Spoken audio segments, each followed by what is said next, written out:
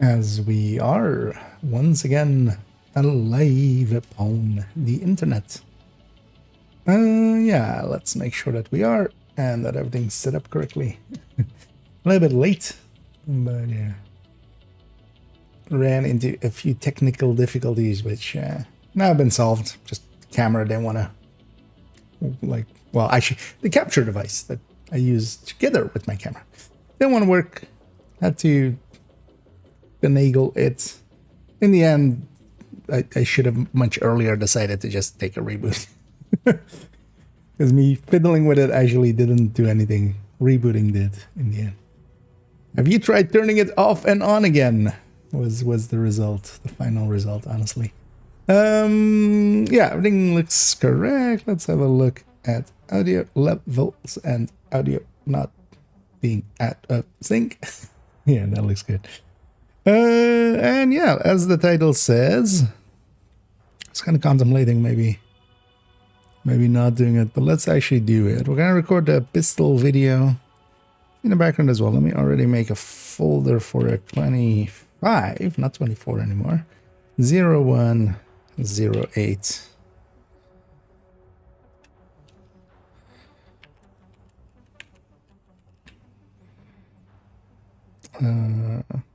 How did I? It's a pistol in depth. Let's take from shotguns already the description file and a thumbnail copy. So we'll edit those to fit this in the future. Sort by name. Actually, while we're doing this, let's already jump into a character. Anyway, we're on second account because here is where all the pistols are.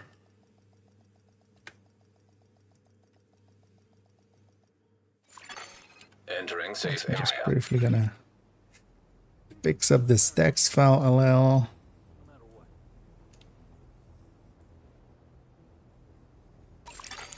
Priority objective available, Agent. Shut up, Anna.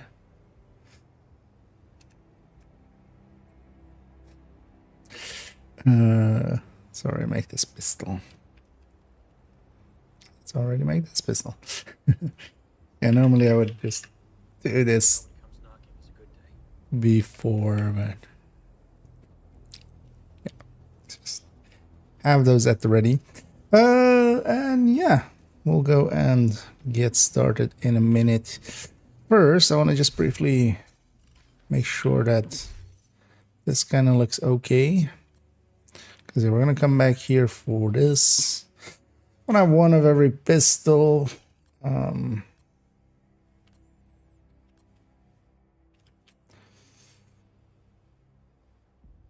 going to keep this one. It's about the same. It's going to be, this is going to be 4. This is going to be like 3.5. This is just going to be 4 and then it won't look shitty either.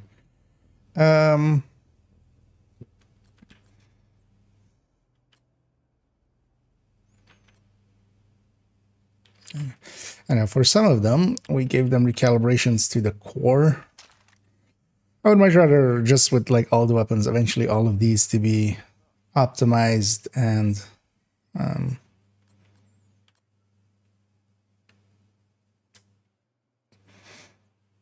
just, yeah, not recalibrated to anything except the talent. Because with some of them we've optimized the core already, because that's what we needed for the pistol tables.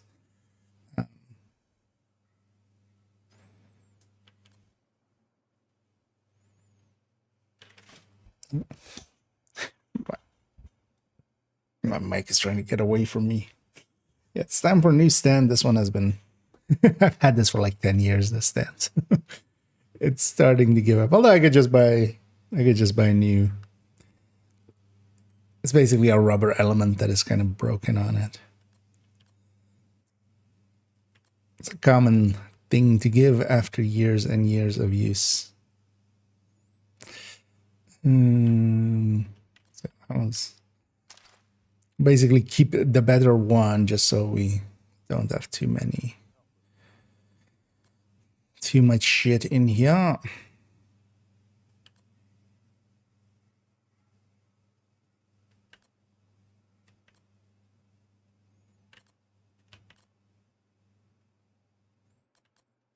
And I should recalibrate a bunch of them on the talent already. Well, that's just handy to not have that yet, because yeah, that we should do once we have all of the ones. Because of this ones as well. So this one's talent as well, yeah. So this one we need just a replacement for this X45.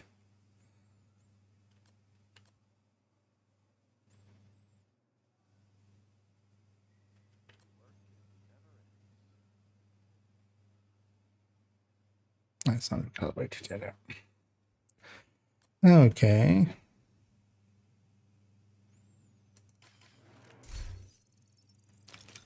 Those out of here. Yeah, that's why this character has basically no pistol alloys remaining. And yeah, we use them all. But then yeah, that way at least we have them. Do you want to actually put some mods on every weapons? Let's take those two out and actually mod them up.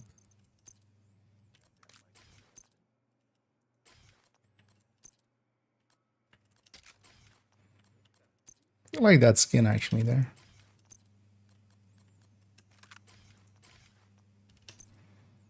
She didn't know these had that skin. This one also has a pretty good skin. Actually, that's the new skin.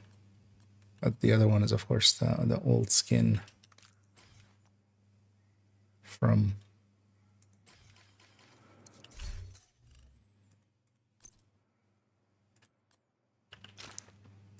somewhere. I was trying to remember where it was from. Honestly, yeah. No idea. For when we do the review, I should actually go with... Oh, that's the first in here. Do we have a TDI card custom in here? No. All right. Yeah, we should put a harvest in here and a TDI card custom.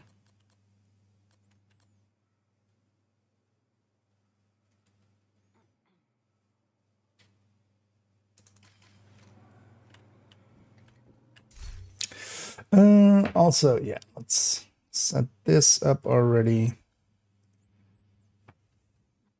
This at the ready. Do I need anything to change here? No. I also gave it kind of like a once over this afternoon. Didn't actually find anything at all for once, which was kind of surprising. Oftentimes I have just like a spelling error in like a talent or something. Killer with 3 L's or something. As I had with, I don't remember if it was LMGs or SMGs. Identified. It was one of those two. I had like killer with 3 L's. So that too.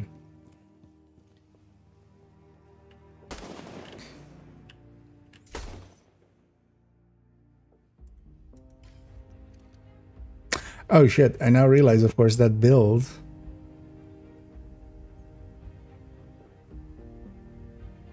is a main account. Do we swap over and back, or do I just do the build picture? I feel I'm just gonna do the build picture.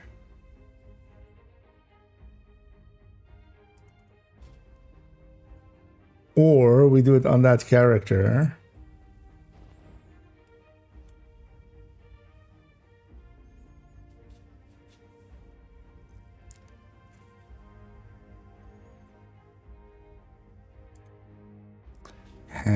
Yeah, we should have actually realized that the build is of course on the other character. Oh, and either Stucker. And yeah, thank you very much for the raid there, and thank you for sending people over, and hope you had a good stream and get some stuff done. Let's get you a shout out there.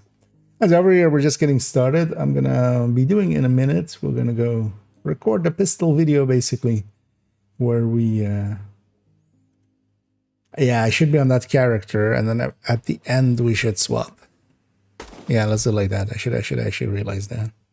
Yeah, let's go to the main account. I want to have access to the builds just to show it correctly. Build picture will not do that. And then at the end part we need to swap back. That's what I get for being a little not thinking everything through. It's not. It's just that I can't swap for a sec. Should remember to check if my audio breaks after this. Because yeah, we don't need that character until the very end. When we go to the stash.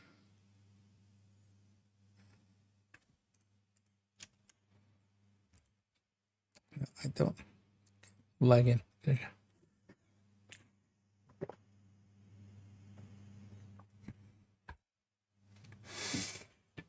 But yeah, hope you had a good stream, Stalker, and yeah, welcome in Raiders. Ouroboros so sad. Well, Ouroboros still works. It's no longer the king though. It's much more like an Elmo or like an Eagle Bearer, kind of decent enough to use, but yeah, there are better choices for a lot of stuff. All the emotes I see. I need the Gustavo. I need the Living Mark as well. And yeah, I'm doing pretty good. Busy day today, kind of tired, but was worth it. Got a bunch of stuff done. And basically this evening and then also the entirety of tomorrow I can actually play video games, which is actually the plan kind of as well. And actually I'm planning on today recording the pistol video, tomorrow afternoon setting up and then recording the killer video. And then in the evening also recording the MMR video. Just because I kind of want to get those in the bag. We're not going to release them in that like very quick schedule either. I'm just going to still keep like a 3 or 4 day schedule, but then I have a few in the bag because yeah, the next 2 weeks are going to be kind of busy. So I wouldn't mind having a little bit of buffer going into them, which we're kind of creating here just by having a few ready.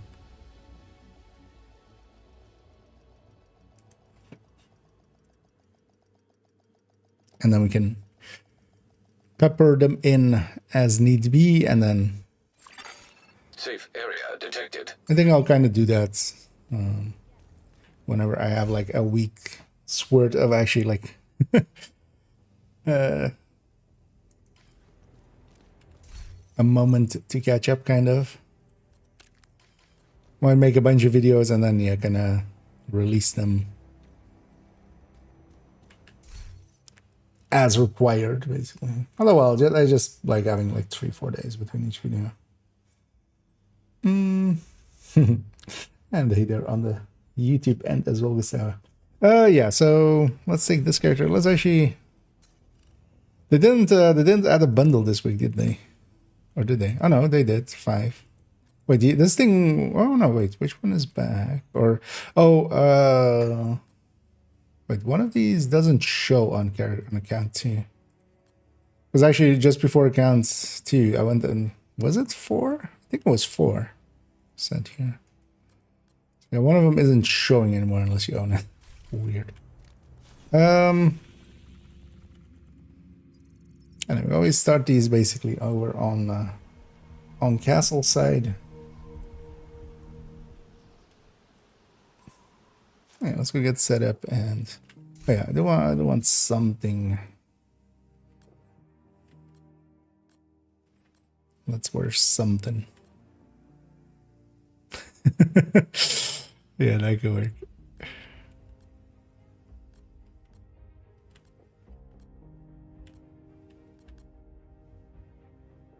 Actually, I don't think I used this in the end at all. Yet.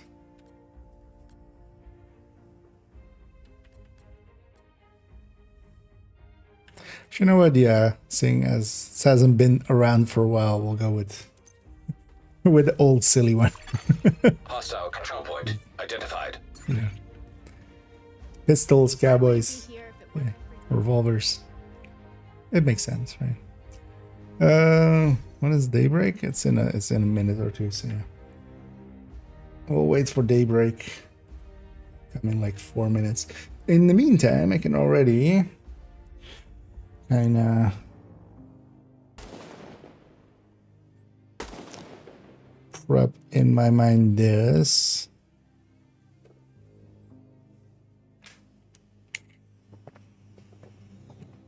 Oh yeah, also actually, because they're busy, and so that had 5 crit chance, this had none, and this had none, right? And then does I can see it from here as well. Did Liberty have crit chance? 53 117, so that's the same as Busy Little Bee, which has 5. Yeah, so it must have 5.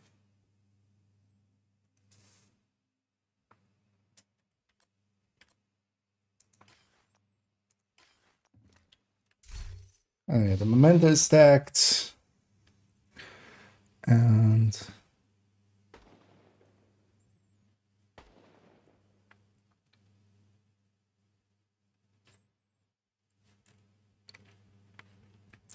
where's the TDI card? There it is. Versus the versus the card. All the way up there. Okay, that's an important one. And also, yeah, we need actually the pistol list here open already.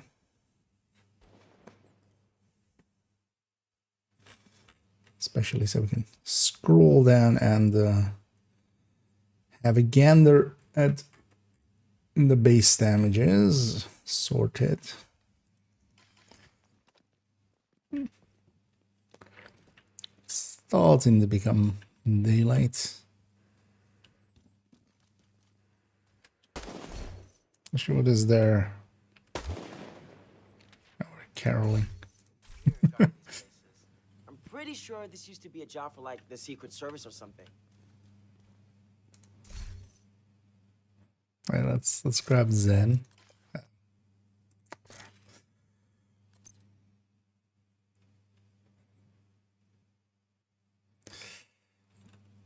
It's a blues, right? So that there. So actually I have caroling on somewhere else though. Just to have it.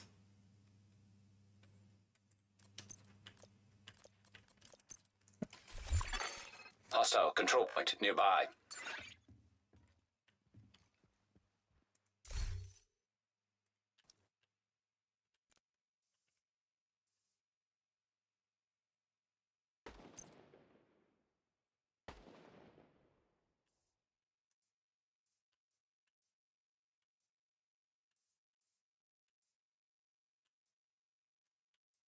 You know what? I don't hate that.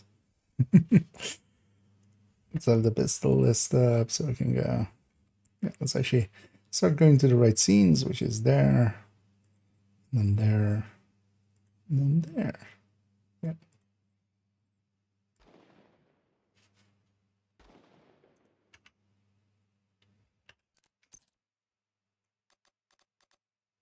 Let's brighten this up a little. Although I should completely bloom out in a second because the sun actually comes in. Yeah.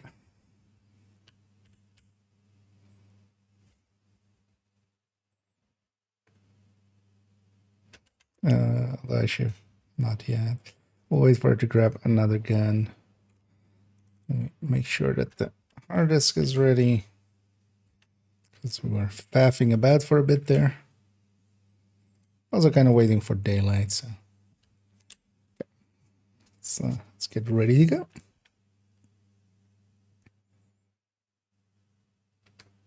Hi, I'm IKEA, and for today's video, we're continuing on going through the weapon types and going through made DPS tables that I've made DPS tables that I have made for them.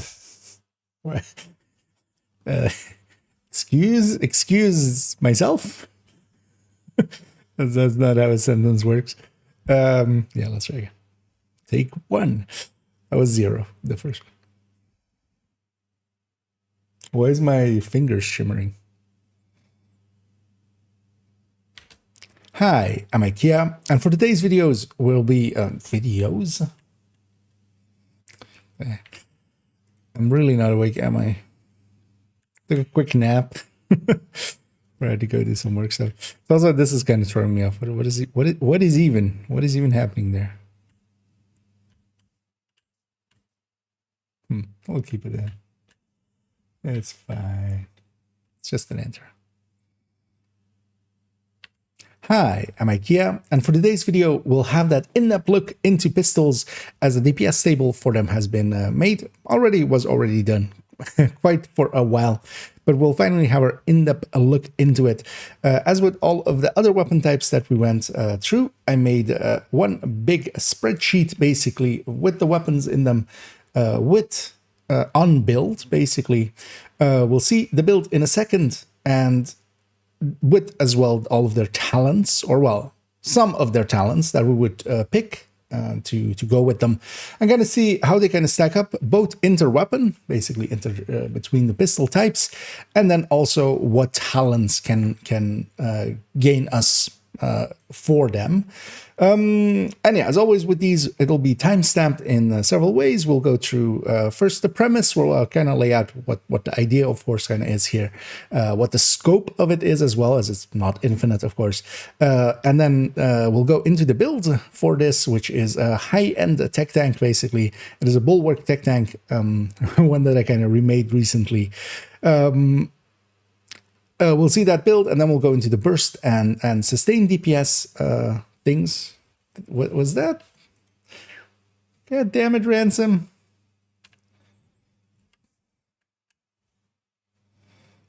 Ransom bumped me out of my thing, and I just couldn't actually even see it on stream, actually, so I should have just kept going. But yeah, you shake that butt. You know what you did. Hostile control point identified. Yeah, let's. Although that was getting rambly already. I don't need to say what the build and stuff is already. Well, we can go into that when we get into that. That's the whole point of an in-depth look.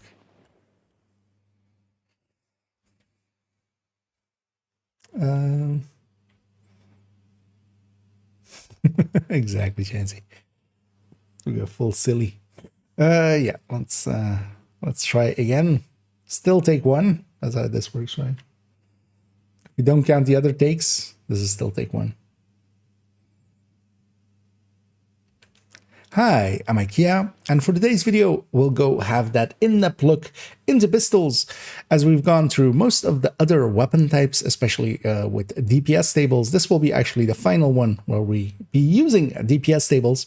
Looking into the big list of pistols, as yeah, the spreadsheet for it has been done for quite a while. This is putting the weapon on a build, a specific build. We'll look into what it is in a second, together with a bunch of the talents that we will commonly choose to use with those, together with some of the exotics as well. So we can kind of compare it basically on a build, because especially in the pistol category, there's quite a big of difference between some of the weapons, especially if you just look at the normal DPS tables, because they have wildly different amounts of mods that they can take, and even more so than where you have without mods 0, with all mods 15 crit chance, usually on pistols that can be 20, because they have a 10 crit chance under barrel. And yeah, everything will be timestamped down below, as you can, so you can jump around. We'll first go kind of through the premise and kind of the scope of what we're discussing here. Then we'll take it into showing the build that we'll be specifically using for this, because that, of course, matters quite a bit for the results, because it is the results for that specific build, but we can kind of take the bigger picture out of that. And then we'll start with the burst and DPS, go into the sustained DPS side of things, kind of discuss them. First, kind of the weapons in between them, each other, and then as well the talents and how they kind of affect the outcomes. And then also we'll kind of look briefly at Headhunter. This video is definitely more about DPS pistoling, basically, where we are shooting at max RPM. We're not going Headhunter, we're going more shooty side, basically. We're not hunting the heads, we're just shooting as much as we can. And yeah, on the Headhunter side, we'll look at what the pick is for Headhunter. Spoiler warning, it's the harvest. And then we'll also, of course, do that review at the end, which might be the point where you might want to jump to if you don't want to watch everything here. The review will kind of be where we'll go to my stash. I have all of the pistols there. We'll go basically weapon type by weapon type, and I'll kind of give my thoughts on each one and how I feel about them and if it's worth using or not. So yeah, let's go get started with our premise.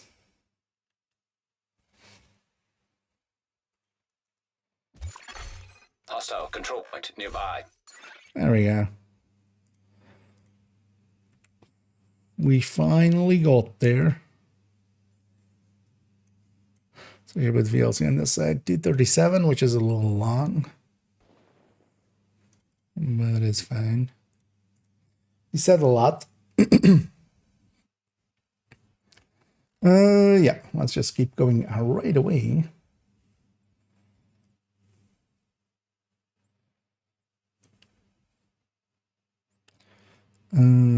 So yeah, kind of putting the order of how I want to talk about things in order. Yeah, let's get going here. Actually, yeah, we should start here on this one.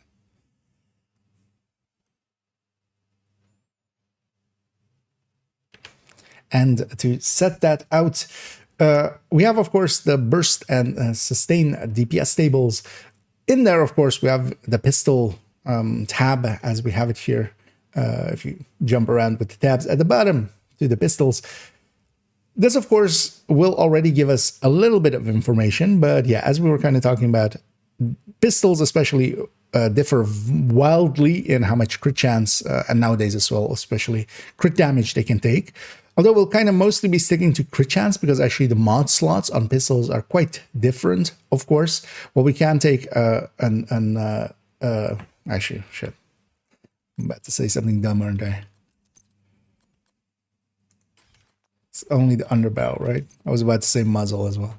Oh no, we can't take a scope either. That's the thing. Yeah, neither a scope or underbarrel with... Okay, yes. Good thing I checked that before I said something stupid. I was about to say you can't take a muzzle with crit damage, but you can. It's the optic that you can't.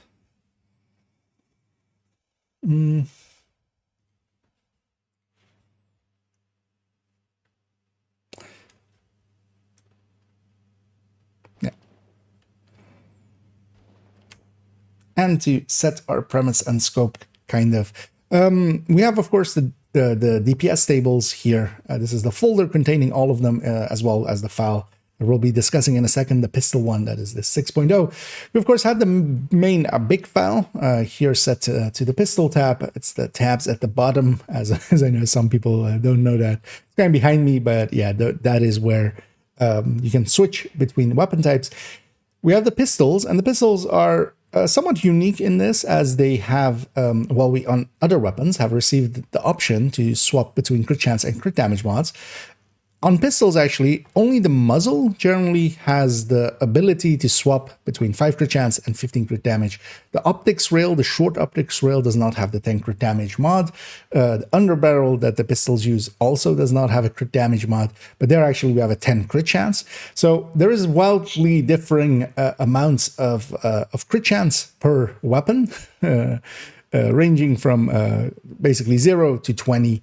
A much wider range than, for instance, with SMGs or such, where we have 3 mod slots, each 5 crit chance or 10 crit damage if they have the long on the barrel.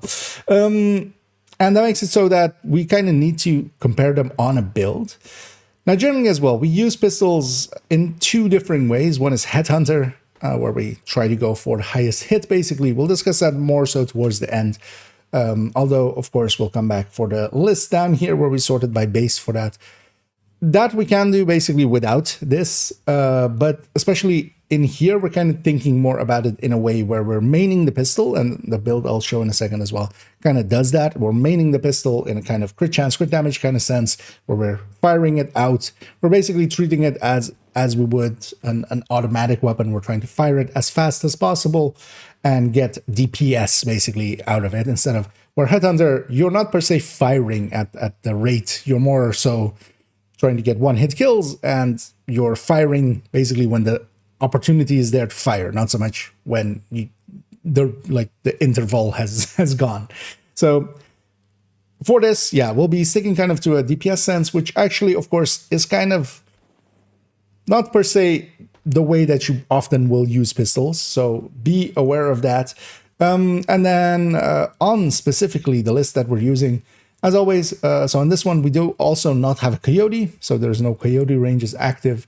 We're kind of dealing as if with it as well. So if we're solo, we're not per se set up for somebody else to, for instance, provide us coyote.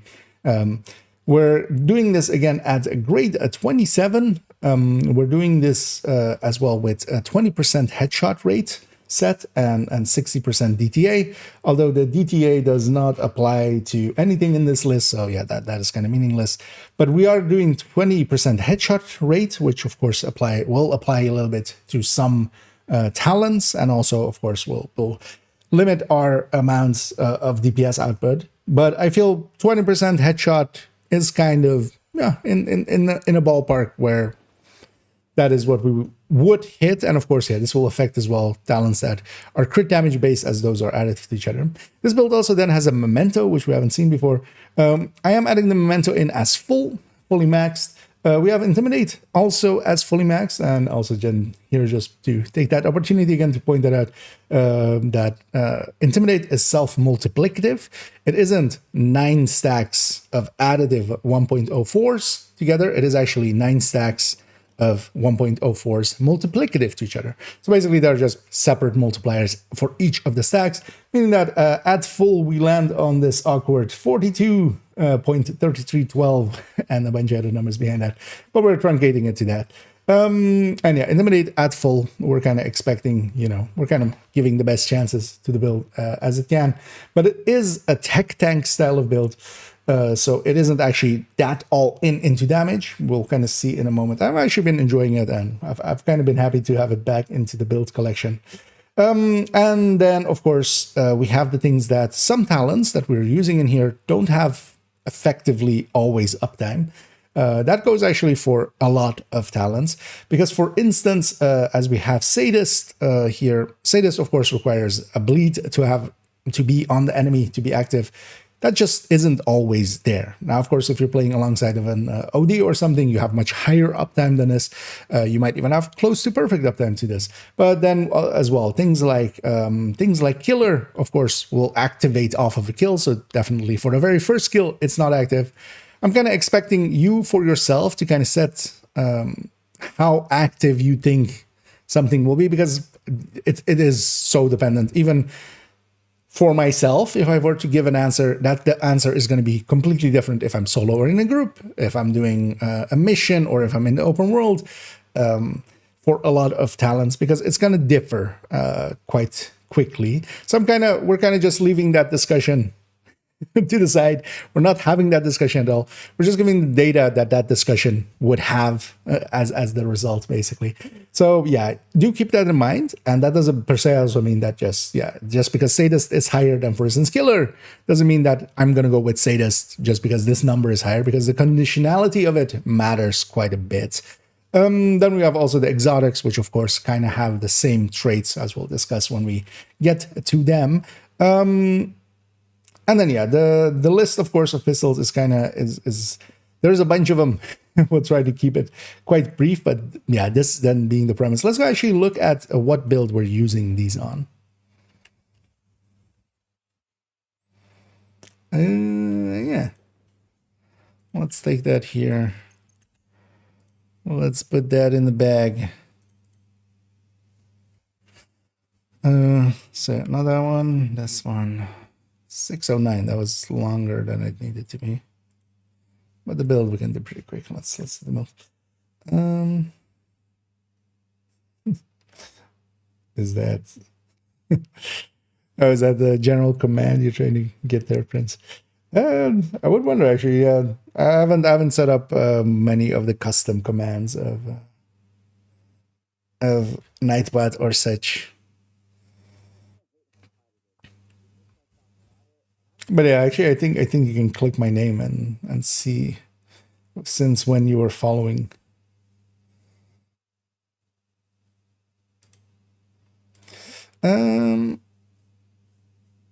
Yeah, so let's get to the build. I was actually just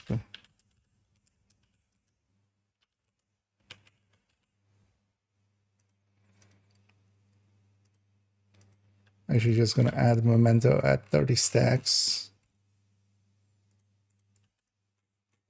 in there because I wanted to do that until we forgot.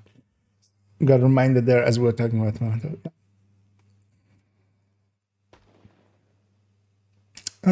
Yeah. This is 1.14. Yeah, this is 1.14. Okay. Yeah, that's the spiel on this.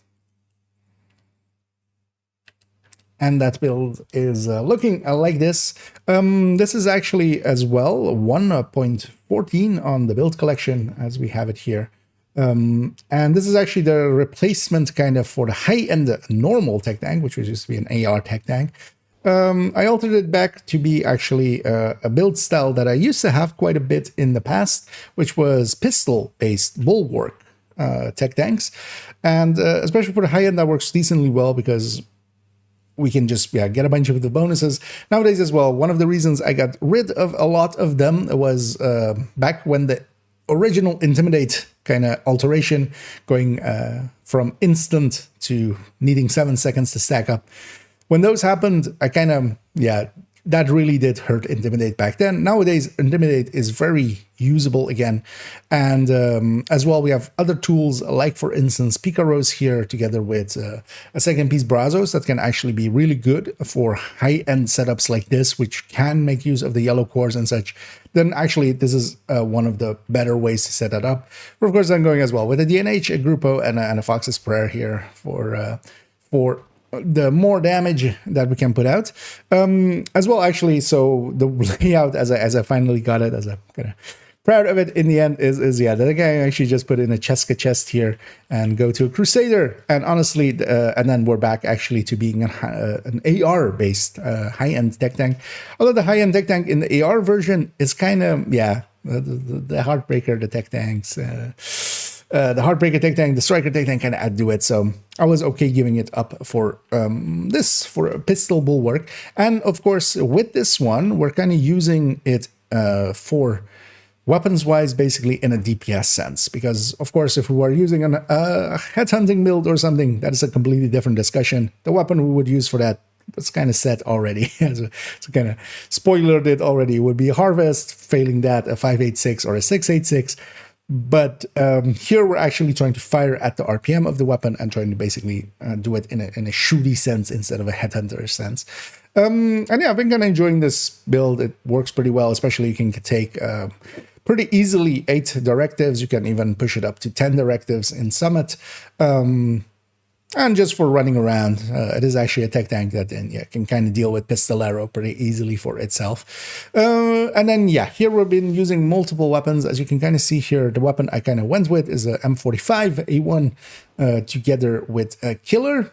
Although as well, I have at the ready and been messing around with a Card 45 for it as the main weapons as well with Killer, because Killer works really well as we'll see in a second as well. And this was the layout then that we're going to be using here. It is pretty low on crit chance, crit damage overall. If we go to the pistol, it is, for instance, here, it is 60, 130. It is a flat 60, exactly 60 basically, and a 130 when we hold 20 crit chance weapon like we have here with the M45 or the Tactical 1911 or the Card 45. So let's go and actually see then what this build makes happen on that DPS table. 3 minutes. Perfect.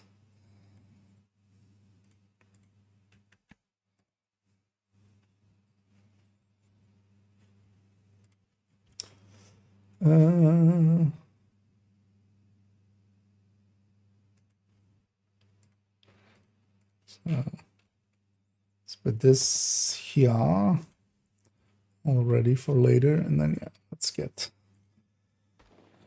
get started. Although yeah, we'll go here and then here. Let's put this over there already. And yeah, let's kind of start going through the big list.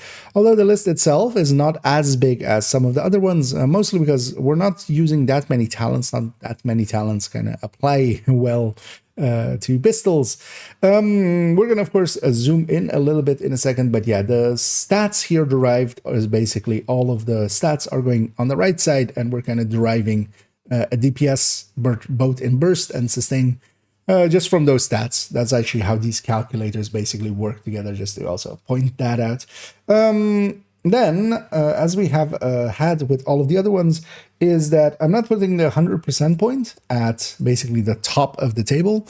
We're pulling it down a little bit to generally basically the first high-end weapon, because some of the exotics especially will have much higher numbers basically than in special situations like we have here with the Busy Lil B at 10 stacks, which is kind of unrealistic. But because of that as well, we're kind of going with some of the more realistic numbers, and also just to make sure that we don't squish the lower parts together, because it's kind of hard to make out percentage differences if we're already starting with this one, for instance, being at 75% or such, or 70%. So yeah, we're moving the 100% down. So everything's comparing in this top slot to this M45A1 and TAC 90 M1911. Both of those are variants of each other. That's also important to know that there's a bunch of weapons here, as with a lot of as with a lot of places. For instance, the Mark 16s or such, or ACRs, they basically have all of the same heart stats. They just differ in variants. Sometimes they can have different mods. If they do have different mod types and such, leading to different numbers, yeah, we will of course separate them out because we would need to. But here, for instance, these two are variants of each other, and technically the TAC 1911 is slightly better stability and pulls up a little bit less in A/B testing next to each other than the M45. And the reason I was using M45 on that build is because it has a cool skin, and that matters too. So yeah, let's get started actually with the exotics here. We'll go through the exotics, then we actually compare kind of the weapons to each other, and then go a little bit deeper into talents versus each other. But let's start with exotics, and we'll see Busy Lil B here at the top. This is 10 stacks of Busy Lil B's own talent.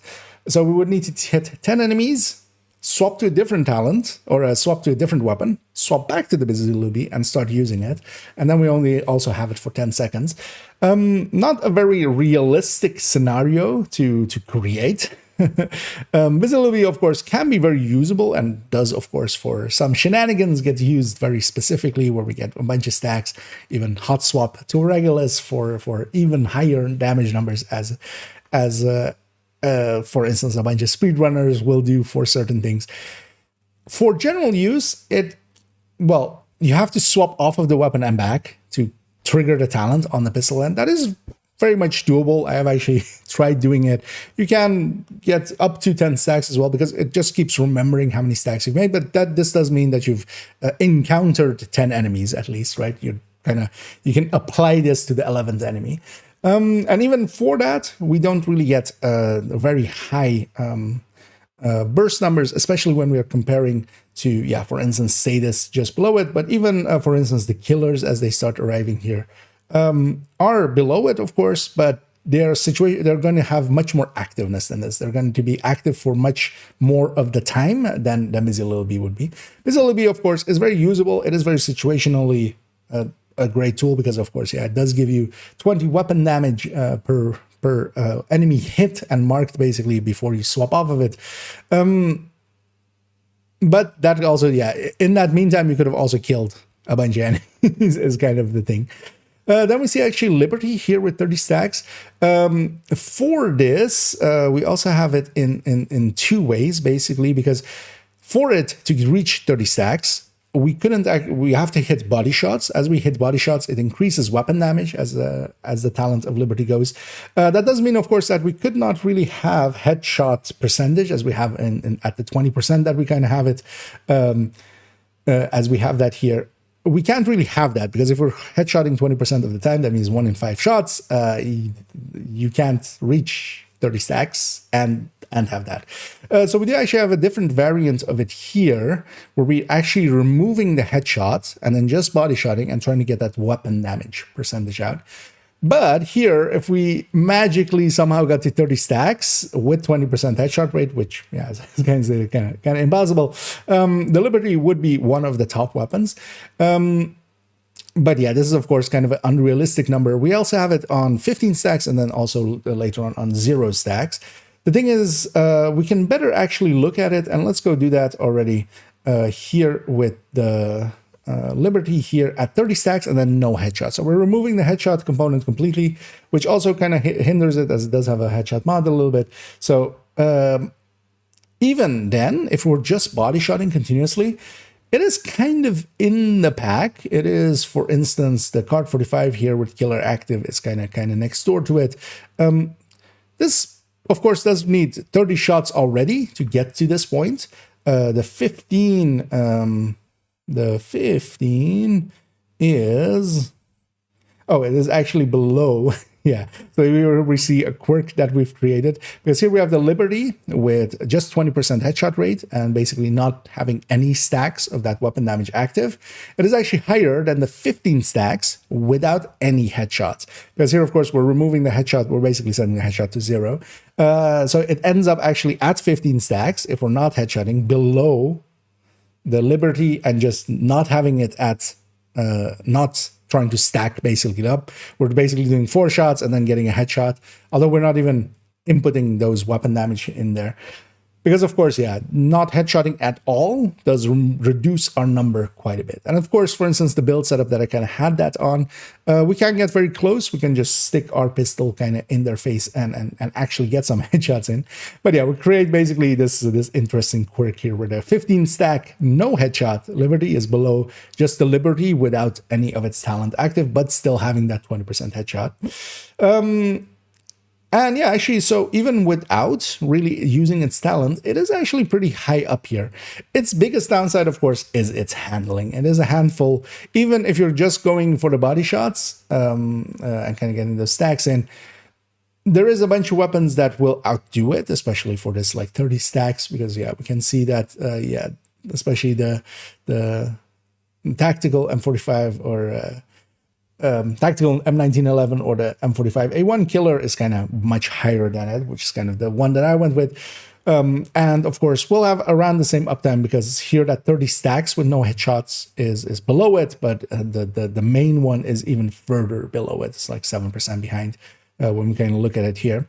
Then as well, we have the Busy Little Bee at 5 stacks, a much more gettable number, and there it is actually kind of in the pack of Sadist. It, of course, yeah, has very low mods, is kind of its issue.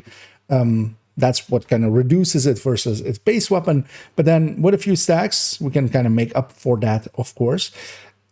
I wouldn't per se main Busy Little Bee, but of course, yeah, the way that we generally use it is we use it situationally, we get the weapon damage out of it, and then usually we do something with that weapon damage, is kind of interacting with it. Either Pestilence or Headhunting are the two big ones that kind of feed off of weapon damage. And yeah, the Busy Little Bee can be very good for those moments, but you already know those moments when you need those.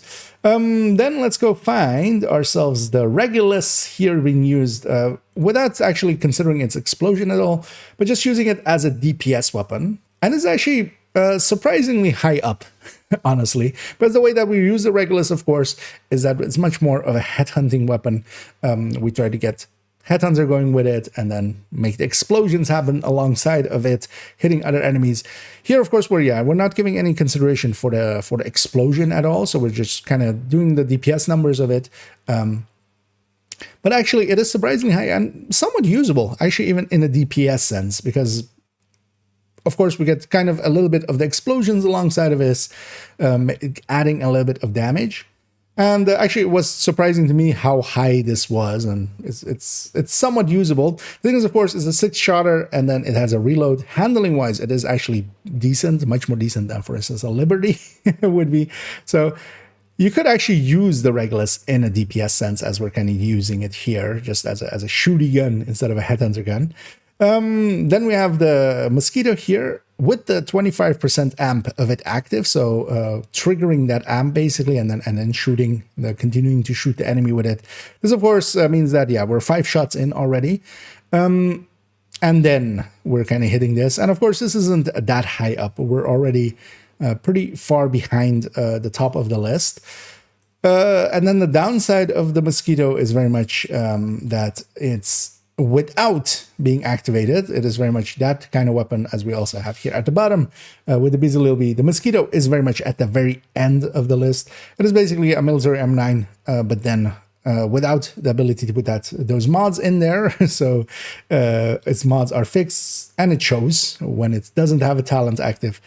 The Bizililbi, same as well. When we don't have any stacks going on it, this is kind of also the downside of the Bizililbi. When you're kind of stacking it up, it is in this form, basically, because the talent isn't active yet. And that eats into your damage quite a bit. Same for the Mosquito. Although, of course, yeah, both of them do special things here as well. The Mosquito will also draw enemies to you, force them for a little bit to kind of be aggroed to you. We use it much more in that sense. And also then we really don't use it as a damage thing. It's just, you're just firing it at an enemy to both get the debuff on them and then also try to aggro them, which for tank builds and such will make it alongside of the Liberty, where we use that for its component of healing the shield. You have basically 2 choices there now, which is actually kind of nice for them. Yeah, so we kind of went through the exotics. Let's now go and start with the high ends. I'm gonna cut it there for a second. That was 11. I'll say, let me catch up here. And hey there, Andy. And yeah, welcome. Just hanging out, get to here. And yeah, here we're quickly going through the pistol list and getting all this in. Let's already actually do Control F. Have that at the ready.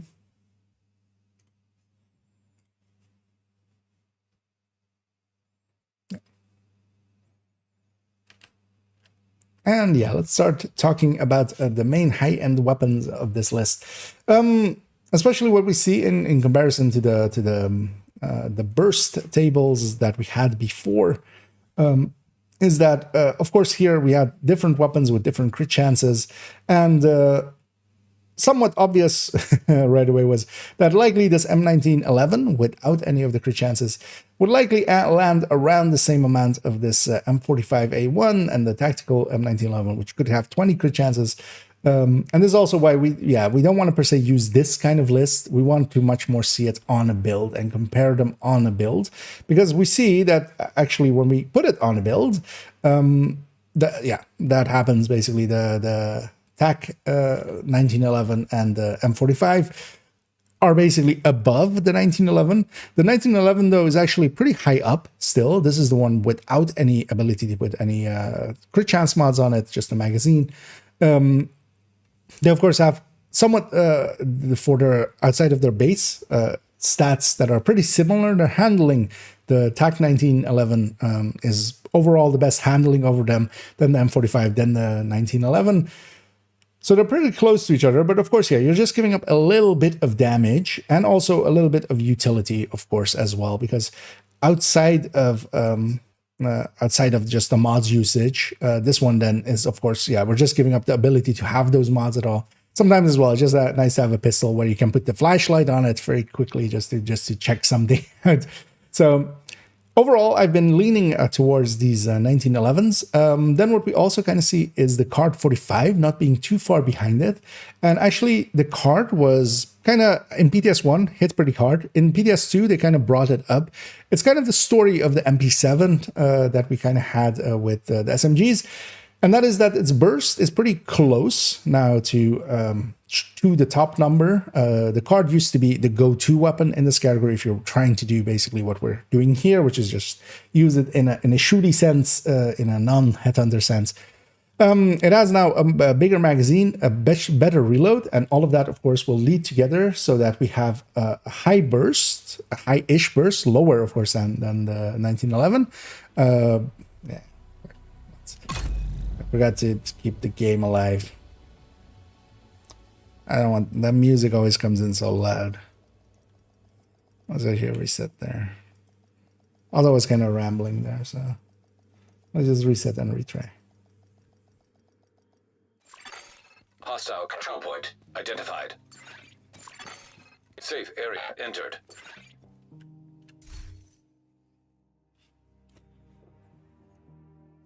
Yeah. Take the...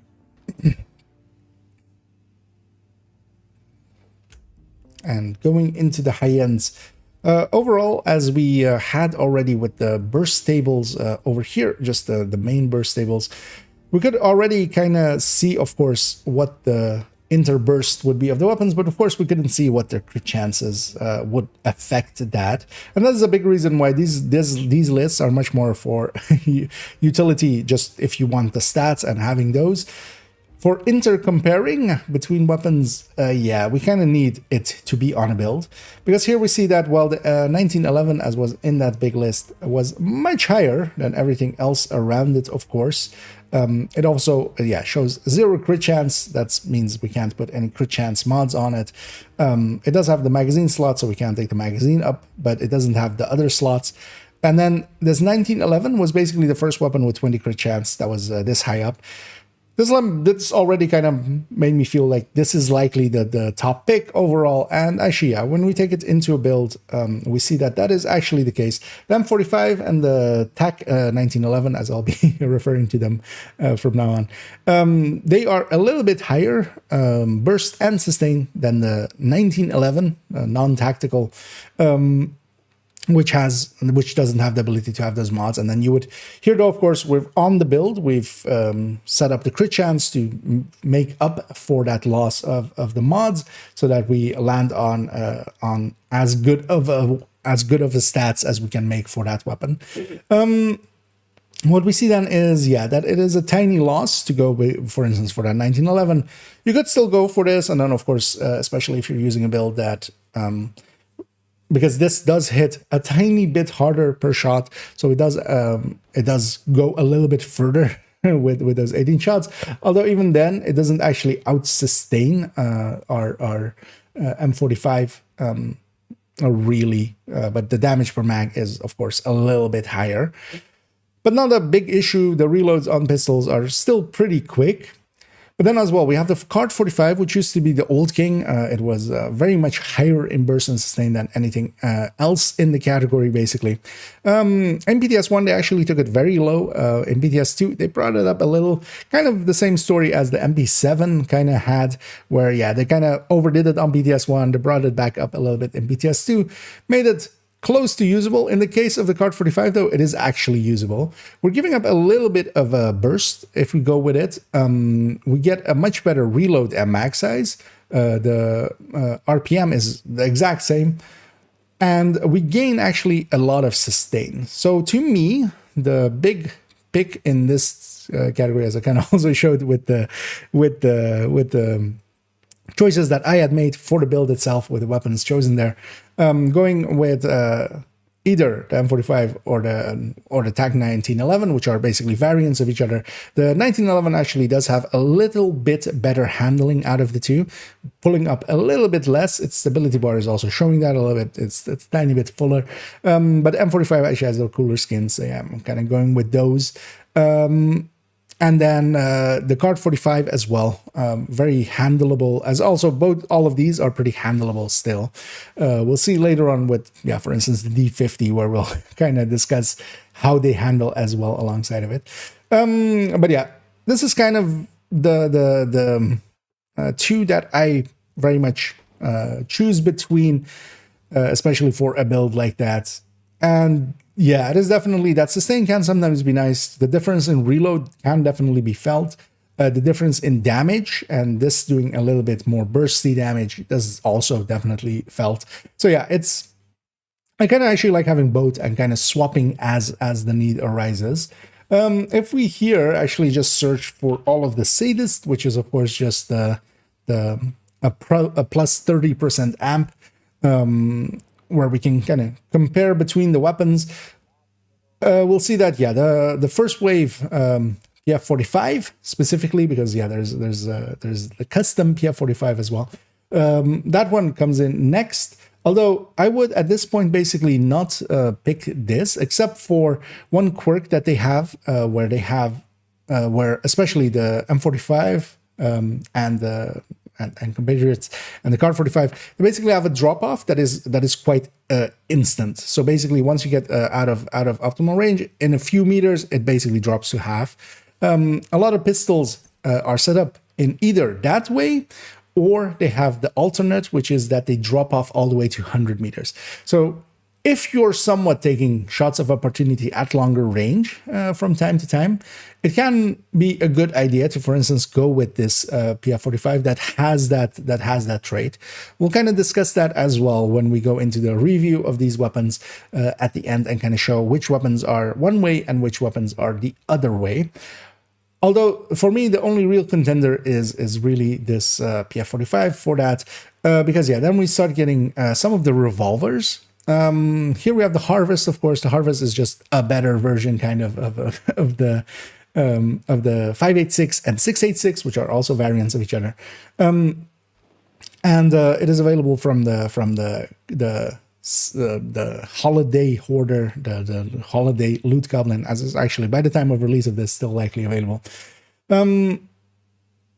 It is very much more so an headhunter weapon than it is here. We're kind of already dropping, because keep in mind that while this is not too far down, we're already a few percents down.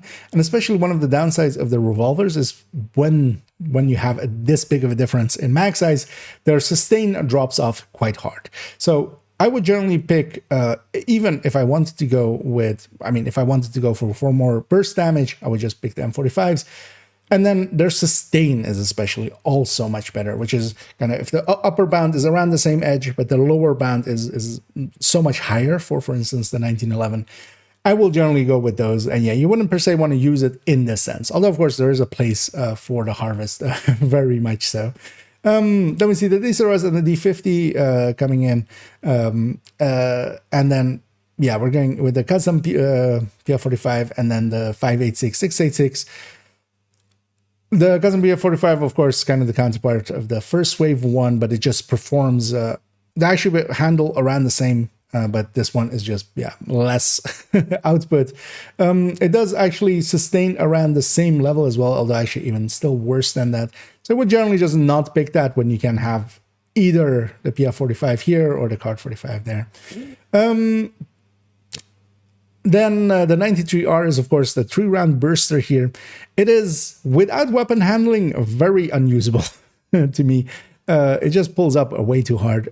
If you're kind of using it in a sense where you are, where you have some weapon handling to kind of keep it on target for those 3 shots, you could make it work, but of course, when you're doing that, you're also taking away even more damage in it.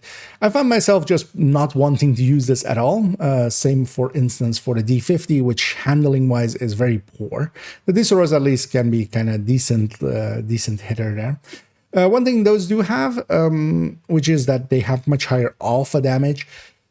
Although the way that we're kind of using it with the build here, we're kind of tech tanking and we have a big shield in front of us, so we just use that shield to close the distance. We don't per se need popping out, getting 2 hits in, and then hiding again. We can just stand in front of the enemy. We're really actually outputting in a very DPS sense. We're pushing damage that way. So all of the revolvers really, of course, much more lean towards their base damage being high. The way that we're kind of using it here, not really what we want after, what we're after. The PX4s show up here as well, and the X45s. They're decent, but yeah, we're kind of getting out into the weeds. Then as well, what they don't have is So for instance, what we saw with other weapon types is usually if they're really going lower in burst, their sustain will be much better. Here, really, the sustain end is really in the hands of the card. It's kind of like the fall of this category. And then the M45 and the Tactical 1911 being much more like the FAMAS of this category. And those two being up here kind of, invalidates a lot of the choices below, except for, that range thing, which we'll discuss a little bit in the review. Then we have the military M9, which is kind of so low that, we won't even really consider it. Its sustain is decent, but then, of course, we could just bump this up to the Card 45, all right? Also, none of these weapons, optimal range-wise, differ enough from each other to really make that be a choice difference. Especially the Card 45 and the 1911 have just 12 meters as their optimal. Going to 16, as some of the other weapons have, is not that marked of an improvement, especially when, if you are in optimal, then you're losing quite a bit of damage. And with this, of course, we want to be in optimal, we want to be in close range, allowing us also to kind of hit those headshots. And then last, but definitely not least in this case, is a TDI card custom. What is happening here is, of course, that we're losing that second, the second stats of pistol that we would have. We're gaining that skill tier from the TDI card custom. And that skill tier, of course, by itself will make it so that actually on most red builds, this would be our go-to. We just grab this, especially for using it with a revive hive. Spell out that trick is just that you can use a revive hive, you can toss it, you can equip the pistol, you gain an extra skill tier at that point. The hive will now have, if it was just at 1 charge with 0 skill tier, now it has 2 charges. While you're holding the pistol, you toss it out for an ally that is downed. They can get revived by that second charge that is in there. Once it's out of your hands, basically, you can swap off the pistol and continue doing what you're doing. But then you're still keeping 1 charge, basically, for yourself. And that is a very important thing to have. And that's why, TDI card custom is basically for red build still the go-to. Like, if the build is very much set up as a red build and you have a revive hive, you basically go with the TDI card custom. Because you don't really care that you're giving up here, for instance, this 10% on the DPS basically versus the normal card. You much more care that that you have that ability at the ready. We've kind of seen all of the weapon types in between. Let's kind of start discussing some of the talents. We're gonna have a cut there. A lot of talking. 11 minutes of talking.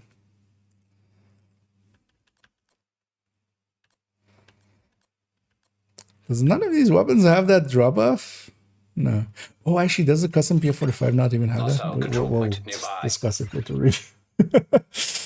Actually, because the busy little bee is actually, that's PF45, isn't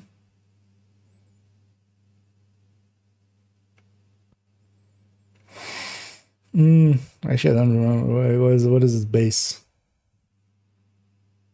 93. Yeah, it is this PF45, isn't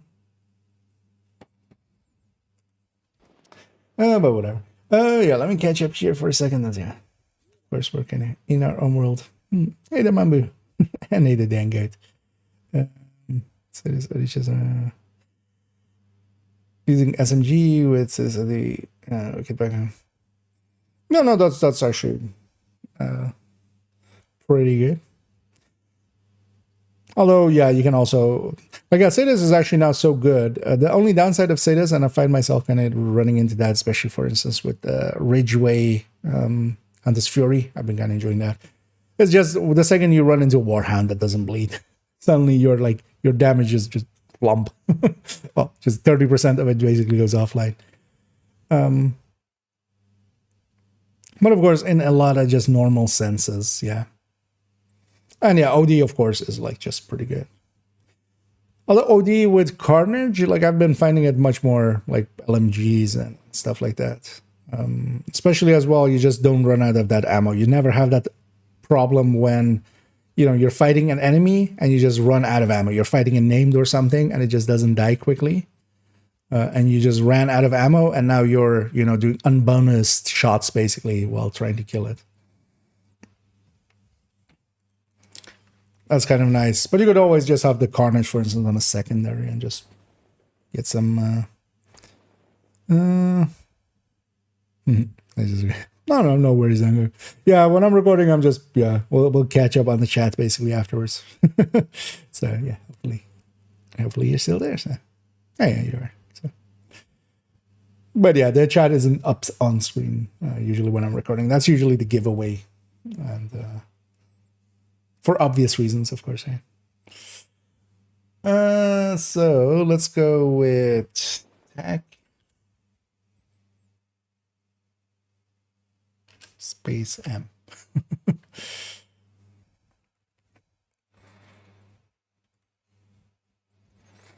I'm a new player and Silo, what gear do you recommend me? Well, do I have literally the thing for you? It is exclamation point recommended. I'll put it in my chats. That is my recommended build list. It'll pop up in a second with a. And yeah, that's basically exactly that. I usually recommend just starting out, just putting together a red striker. It's pretty easy, and then you kind of as well have, you kind of get a feel for what damage feels like in the game. And then, as you kind of see going down the list, I have a few builds that are a little bit more tanky. For instance, the tech tanks. For when it comes to playing solo, for instance. But yeah, that list hopefully has, and yeah, everything is kind of, it says why or what it exists for and stuff. So you can find it out from that.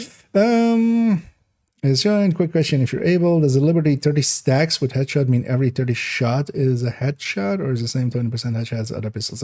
Yeah, yes. So yeah, it's basically this 30 headshots is impossible, or this 30 stack is basically impossible. This is just, we're going to have this in here because yeah, it's still a 20% headshot rate. So 1 in 5 shots will be a headshot.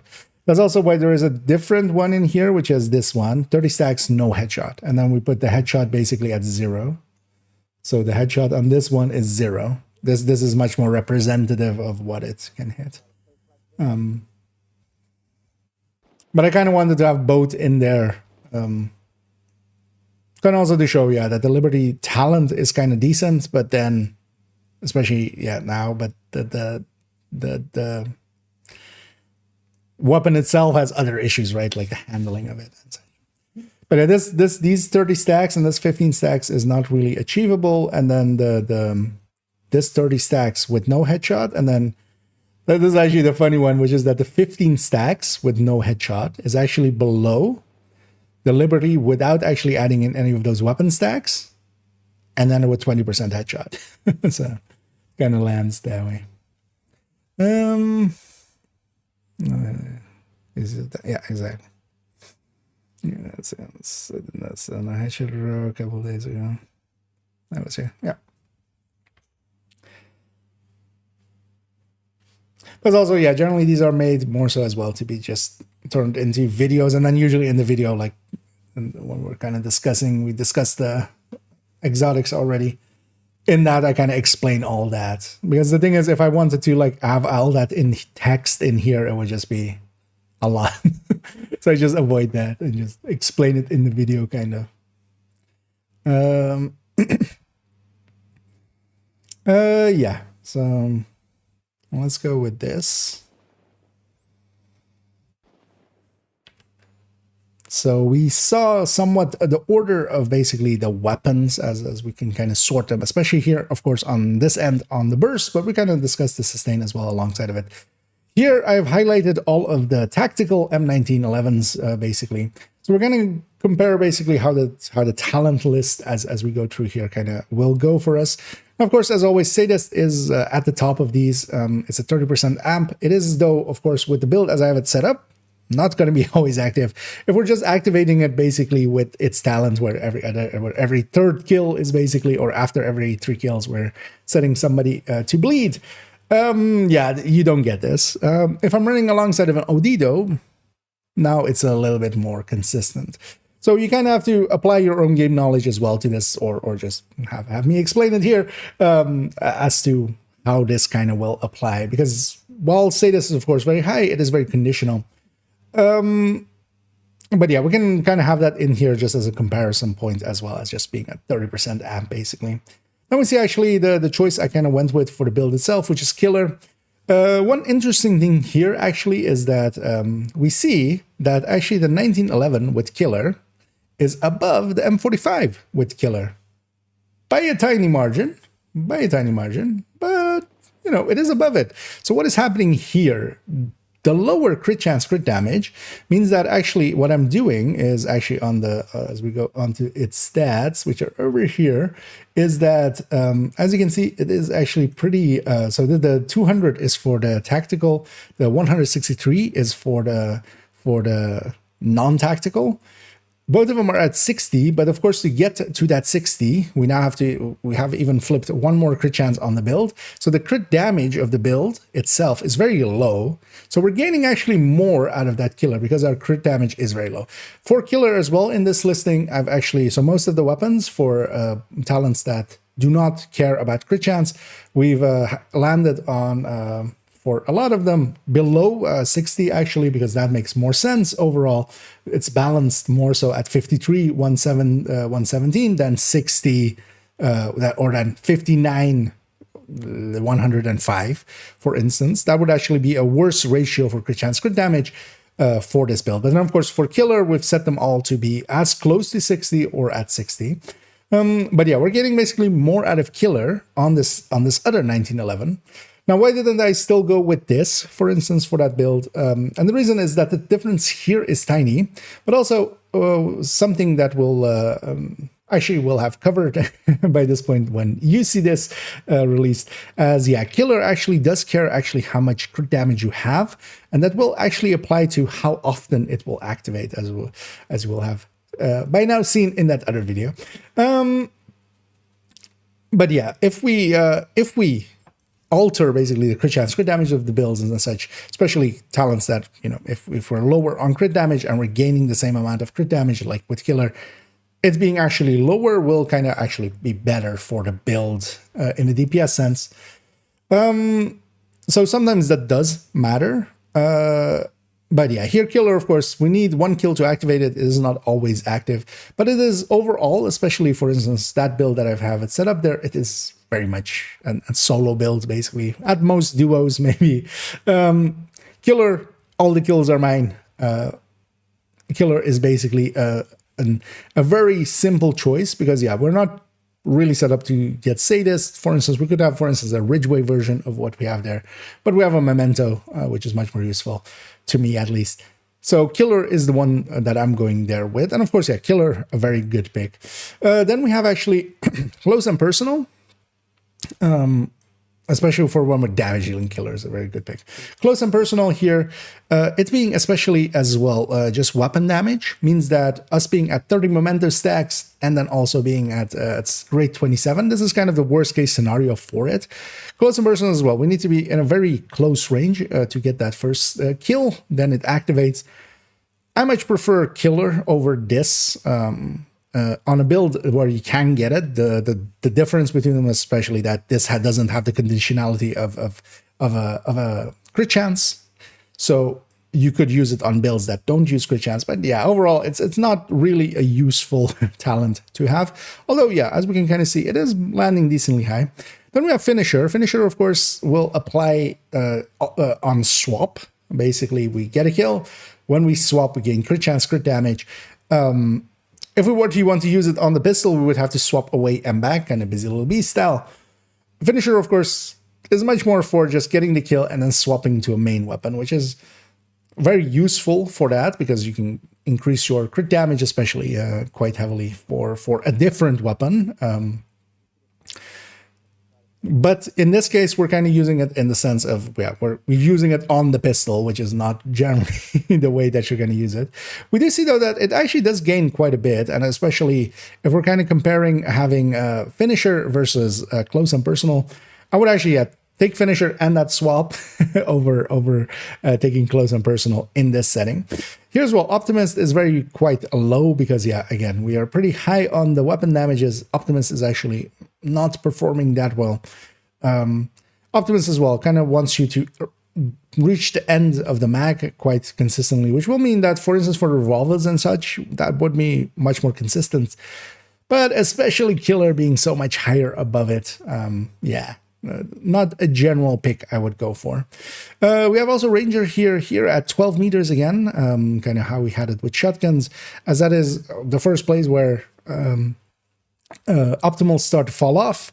We're kind of using it basically as a 6% amp mark. So yeah, we kind of see that this is the point where the 6% kind of would land for a damage talent. And yeah, then we have salvage. We're not actually doing any fast stands here, but we are doing salvage. Salvage, of course, on kill, you have a percentage chance to refill the entire magazine. It is actually a very useful talent sometimes. In the setting that I'm using it here, I would much prefer to just have the reload, because we're hiding behind the big shield, of course. But if you're kind of maining the pistol, this doesn't feel too bad, except that, yeah, you do give up, especially if you're comparing it to killer, you're giving up a decent amount of damage to get this talent. But definitely, somewhat of a pick that you can go with, especially as well for actually headhunters, if you don't want to use determined. Although, yeah, preservation and such, of course, is also a really good pick if you're not going that route. Although, as well, you would generally go then with Regulus, especially. But yeah, salvage actually, reloading the weapon for you can be very handy. What we see as well is, if we then go back and kind of go through the perfects as we have it here, for harvest and for the TDI card, I've actually put them in all the weapon talent categories, and they kind of follow the the same order of things for all of them, with sadist and then killer and then down the list basically. We kind of see as well continuously that the TDI card, of course, is losing quite a bit versus the card 45. Losing that 10 detox is a big deal. What we have here, for instance, as well, Orbit here with Perfect Finisher, definitely a worthwhile tool to use nowadays, more so than ever. The 5.86 being, and the 6.86 both, being now basically the hardest hitting pistols per shot, actually makes it so that you're quite likely to, if you've already weakened an enemy or such, to kind of actually be the finishing shot quite consistently, because it does do a lot of damage on that one shot, per shot, basically. Having a high alpha and triggering and then swapping back to trigger Perfect Finisher. And of course, Perfect Finisher being 10% more is kind of nice. Very usable gun as a secondary, but you're then using it kind of as the secondary, and it's competing especially with the TDI card custom for red builds. That is the place where you could make a point, especially for Orbit, to go in that slot. But generally, we end up with TDI card custom just for that hive trick that we explained earlier.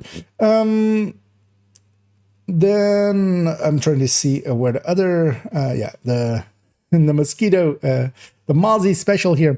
What we're doing, using it here as, is actually I'm smearing the damage, because we have perfect breadbasket. Breadbasket, you need to hit body shots and then a headshots. That's also why it's not included per se in any of these lists, because it really, at its perfect rate, it's already not that great either, because you're getting one shot basically out of it. Here we're smearing basically the improved shot over 4 shots, so that we're basically getting a DPS as if we're 3 body shotting and then headshotting, 3 body shots, headshot, continuously.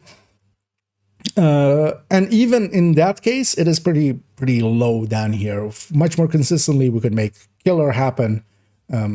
Although, of course, this does not require a kill, which is one of its benefits, where we can, and actually is one of the few ways that we can get that, because, for instance, as well, the close and personal, things like that, they do require a kill, basically, to activate them, same like killer. So, say this, of course, wouldn't, but yeah, that is kind of conditional on other things, basically. So, it does have that going for it. You don't per se need that kill. You can activate it if you're fighting something strong and you can't actually trigger other talents. But I would just for general use much more eagerly grab a perfect or a killer instead of this perfect breadbasket. Then also we have that all the way down here, we should have the lightning rod. Yeah, and there we have it, which is perfect salvage. Although, of course, here, of course, in the sustain end, we'll kind of see the effects of salvage a little. Here on the burst end, it basically has no effect, of course. And then as well, salvage, because it's a PF45, basically a custom PF45 with perfect salvage, it's just higher activation rate, as we'll kind of see in the sustain. They'll be side by side still, but of course, the lightning rod will have a higher activation rate than other things. Overall, not per se that usable. Of note as well, actually, one of the things that I noticed while making up this list is that the lightning rod and the mosquito, or no, not the mosquito, the Mozambique special, both of those actually don't have blueprints, and they're actually nowhere listed that those are missing from the descent pool. We should actually add that in at some point, because yeah, the lightning rod and the Mozambique special do not have blueprints. They should be in the descent pool, of course, being names. And yeah, I feel just nobody really cares enough about them to have noticed to this point, including me until making this list. So yeah, overall, talent-wise, as we kind of saw, I would definitely go with killers, very much, especially for the build that we're kind of using there, where it's a solo build. We're getting all of the kills. We'll get enough activations out of it. You could, of course, as well go with, for instance, yeah, salvage for the more sustained end of things. But the reload of the pistols it isn't as useful as, for instance, steady-handed would be to some LMGs. Finisher, of course, can be a really good pick. The TDI card custom, just by itself, with a decent talent, can be a really good pick as well. So yeah, let's actually start moving on to the sustain side of things. Okay. A lot of tagging.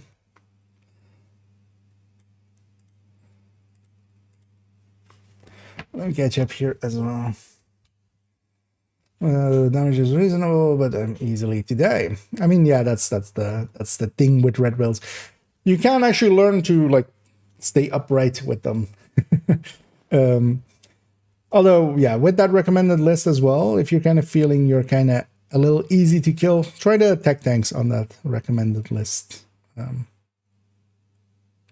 That is what I run for solo play and stuff. The Heartbreaker tech tank especially is pretty easy to put together. You do need that memento, which is kind of the only like real required piece that is kind of harder to get, because for the rest you can just pair it with whatever. And Heartbreaker parts themselves are pretty easy to farm. It's not a worthwhile, yeah. Poor lightning, right? Oh, yeah. It's just also, yeah, if it wasn't a better weapon, it would do better, but...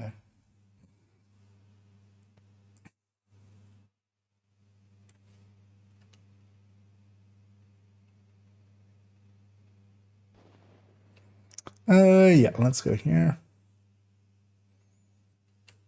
And indeed, on to the sustain. Here, again, we're putting the 100% mark a little bit lower. We're putting it actually with one of the first sadist weapons, or the first sadist weapon on this list. And the reason for that is that above it, all the salvages will live, of course, because if we take away that reload, kind of, which is somewhat realistic, somewhat unrealistic, the trigger rate actually for salvage is so high that if you're set up on a build that can kill with just a few shots, you're very likely to get enough kills to kind of keep it going. And I've tried it out, for instance, in Summit and such, especially where you're on the lower floors and you're just getting a lot of reds and purples. Salvage triggers pretty consistently. Then we have also, yeah, perfect salvage, of course, in that mix for the lightning rod. Well, these two are, of course, side by side with the custom PF45. The lightning rod would just have higher activation amounts for it. But what we'll especially see if we were to take the reload away from the M45 and the tactical 1911, they would be overall pretty high up there as well on the sustain end. But if we actually go to, for instance, here, looking at them with sadist, and actually let's Control F sadist here. We have that The card is, of course, kind of the sustain king, as we kind of were talking about. But of course, still pretty high up there on the burst. Really what we see is only the M45A1 and the 1911 kind of beat it on burst as well. And that's kind of the really the reason why I kind of pick between those two. It's between the M45 and the TAC 1911 versus the Card 45. If you're kind of maining the pistol as the main killing tool, and then as well not doing it in a headhunter fashion, which is a lot of caveats altogether, but that's what we're doing kind of here, where you're kind of using them in a shooty build, and that's why I basically have both on that build at the ready. Sometimes I feel the card, especially with its reload, is a little bit more relaxed, but then the M45, especially with its higher burst, kind of feels, it kills. It does feel actually as well as that it kills faster when you're actually using it. It is usually, I say, around 2% difference is something that you can feel if you're actually familiar with the build. More than 2% difference, you'll feel a difference generally. Anything under that is kind of, unless you're directly A/Bing them together or calculating it out, it's really hard to tell, at least for me, I feel. And then, we saw actually as well the first wave PF45, which we kind of saw be decent on the burst stand as well, kind of close to the Card 45 is here then. But its sustain is substantially lower. And it doesn't actually have much benefits over that. One thing of note as well here is these aren't, of course, automatic still. Having a lower rate of fire can be very useful, but that's also here then the Card 45 and the M45 and the TAC 1911 are actually overall some of the more are the lower rate of fires, so we need to click overall less than we would need to, for instance, with some of the other weapons. Although the difference between them is not big, because 310 to 380 here is not a big jump, not as high as going from 600 to 900 or going from the 275 of a Mark 17 to like a 420 of an ACR SS or such in the past. Very much doable getting this out, because this is just you can just divide it by 60 basically, and just by itself as well, 600 RPM is 10 rounds per second. So 310 will be basically 5 and a tiny bit, 5 and 1/6 of rounds per second. So 5 clicks basically a second to get it out. The 370 would be 6 and 1/6 basically. So none of these are really that hard to get the click number for them. But I feel the 310 of the M45 and the TAC 1911 and the Card 45 actually does help them and also makes them somewhat the better choices overall. We don't see actually that many surprises, especially as well as we're kind of talking about the 93R being very low on the sustain. What we have as well is actually, this is the reason why we don't really pick any of the, what generally would be considered more the headhunting weapons. So we have the D-Cerosas here, both the versions, the D50, the 586, the 686, even the Harvest. While they can kind of compete on burst end, as we kind of saw, they have usually small mags. You quite often hit the reload basically, even if their RPMs are actually even lower and would, be more comfortable that way. That does actually not save them that much on the sustain, and this is really what falls away for them, because their drop off towards sustain is much more succinct, and they just drop in damage pretty quickly. And in the way that we're kind of using it as continuously shooting, that wouldn't be our go-to here. Talent-wise, we kind of have the same setup, although of course salvages kind of go all the way to the top, as we kind of saw. Not much of a surprise, of course, if we just remove the reload out of the pistols, they do much better. But of course, getting, for instance, a few kills, or you need just one, but it is of course a chance activation. Do get that reload more so with some of these weapons might be actually easier to do than having just 6 shot with the D-Ceros. So it's less realistic, for instance, for those. Although of course they do much more damage per shot. So situationally very usable, but generally, I do lean more towards the damages, of course. Killer being so high up on both burst and sustain kind of makes it, for me, yeah, a very easy pick to go with that. Sustain-wise as well, we don't have any other talents like Pummel or something that also have like a damage component plus a reload component, or a reload reduction, as we would have with fast hands. We're not really going for those kind of things. All of the max sizes here are way too small for fast hands, for instance. The optimists are pretty low, the close and personals. The rangers here, of course, at the ranges that we're kind of using them, won't work out. So it's mostly as well, it's kind of where we don't have the full spectrum of talents to kind of pick from, because a lot of it is just not gonna compete well enough or actually be kind of that useful here.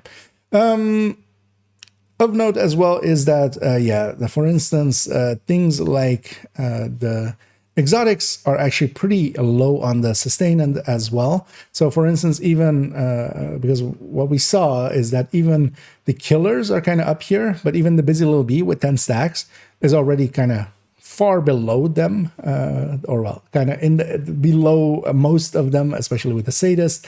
Then as well, the Liberty, alongside of its, so if we take the Liberty with 30 stacks and no headshots, which is, yeah, this one, which is kind of a realistic way to use the Liberty, is much lower, especially here on the sustain end, and that is actually hurts it a lot as well, alongside of, you know, how annoying it is to use the Liberty versus a lot of other weapons, as it jumps around quite a bit. So yeah, we've kind of talked through the sustain. Let's actually talk Headhunter for a little bit, and then take it afterwards to the stash and kind of review everything. Yeah. Sorry, the special investors and just to point. So, yeah, I just left them out just to not talk about them at all. In the review part, I'm just going to point out that we don't use any of them, especially not in this sense, because only also like one of them has detox. So it just doesn't. Nothing of them would compete here.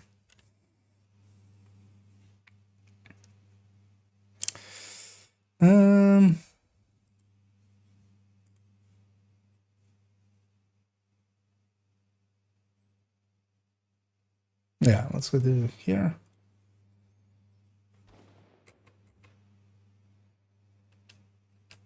And to quickly talk about Headhunter for a second here as well, of course. There's a different way that we do use our pistols quite often as well. That's basically completely based on the base amount, and then somewhat, for instance, as we saw with the shotguns, sometimes mod slots can matter. For instance, the M870 does beat the SPAS kind of because it does have more mod slots than it, allowing for a little bit more headshots, so actually that they kind of catch up to each other. Although their difference as well on base is pretty small. Here, the Harvest is the clear winner by quite a bit.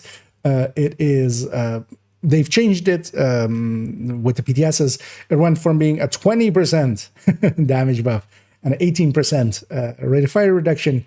It went actually in the PTSs to 10% on the damage side, and then 9% on the RPM side. And that made it a lot more balanced than, although, well, it's not, because the 686 and the 586 is already the second place, the Harvest being that much higher than it. This is basically the go-to. This, of course, is just farmable only in the from the loot hoarder during seasonal events, basically, as we have, for instance, now still the Christmas one kind of going on. Hopefully they'll add a few, because we have summer, we have kind of one in autumn, kind of. It would be nice to have one in spring as well. Then at least every few months, people that kind of want to get the Harvest can kind of get it, because it's definitely the go-to for pistol determined if we're going that route. And then on the other end, we kind of have the Regulus, which has an even higher base than it by quite a bit, actually. But the Harvest, of course, we can free talent But the Regulus then also has head explosions. So it's kind of the go-to between them. It kind of depends what you're kind of doing with it, especially Determined, of course, being very popular. Harvest kind of goes with that.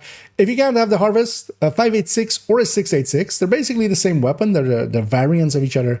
The 6.86 handles a little bit better, having a tiny bit more stability on its stat block, but it's only really noticeable if you're ABing them. So it's not a big difference. Then we kind of have the D-Ceroses, but they're already dropping off so much that you wouldn't really consider them.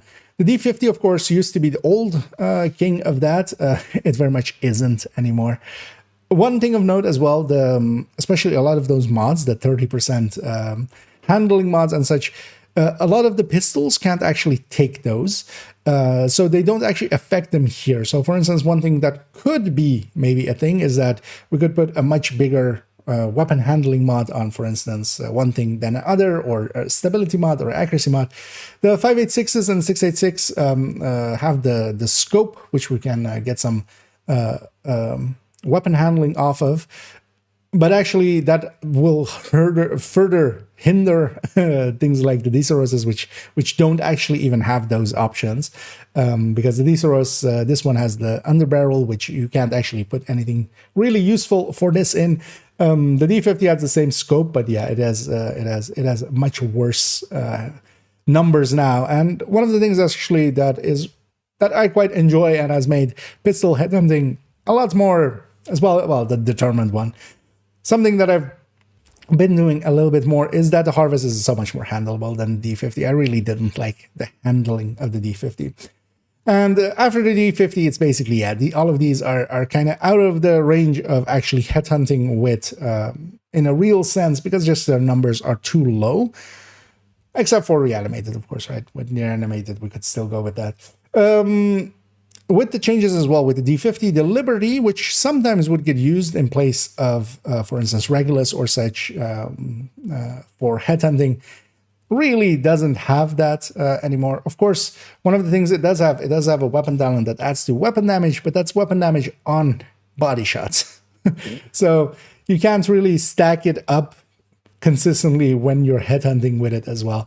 So yeah, it doesn't work out well that way. I really got hit with the D50 going pretty far down. So yeah, headhunting wise, Harvest, failing that, a 5.86 or a 6.86, they're basically the same.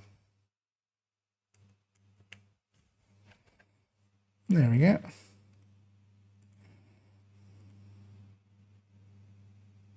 Yeah, I don't like that last sentence I used there. Because they're basically the same is meant for the between the 5.86 and the 6.86. Yeah, it's fine, right? I'm not gonna redo that. Hostile control point nearby.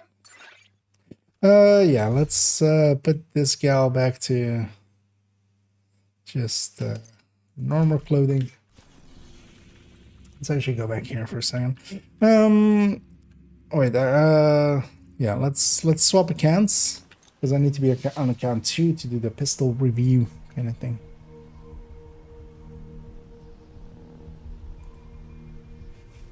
But yeah, I just want to park this character over there.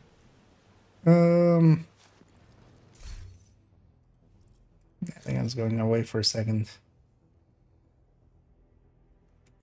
Should really remember to check that that audio isn't broken when we load in. Yeah, man, load faster. In the meantime, as well, how long is this already? 55. Okay, so it's kind of the same length as the. Go figure.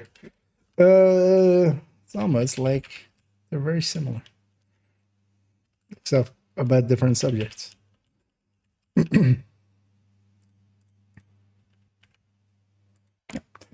Because yeah, I keep all my pistols on second account. We'll move them over there. Just main account stash just did not have the space to have the pistols be over there as well. That didn't work out. So we're slowly moving them to second account. Oh well, we're farming it on second account. Although I didn't have a full set to begin with on main account. I just had like the more usable ones. Because also with Project Resolve, they didn't even touch pistols anyway. Did that break the a little bit?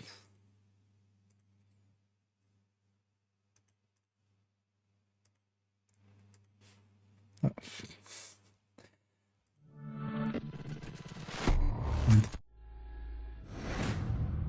I want to go there. There we go.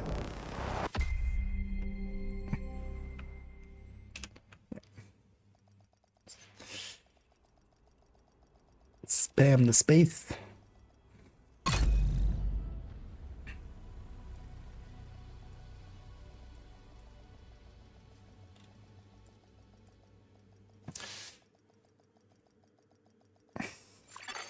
Priority objective available, Agent. Do I feel that would be actually kind of fitting. We were doing the paid Odia one. Do I have the other Odia one here? No. I mean, I have, but yeah, let's do that actually. What was that called? Oh, here. Odia Kaba, okay. We'll go from like the paid version to the... Let me just play it.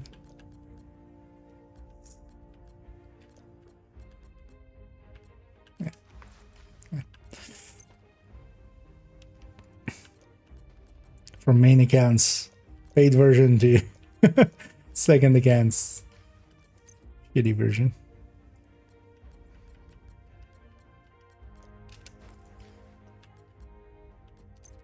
I'm going to show that.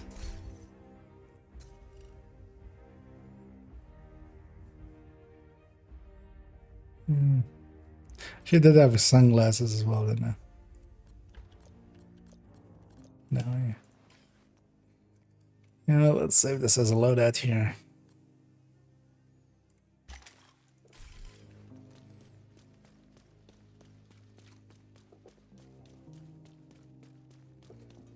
Now let's go over here and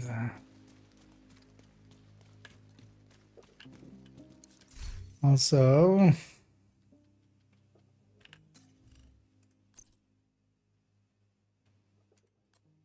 let's put one of those in. Let's put a TDI card custom in.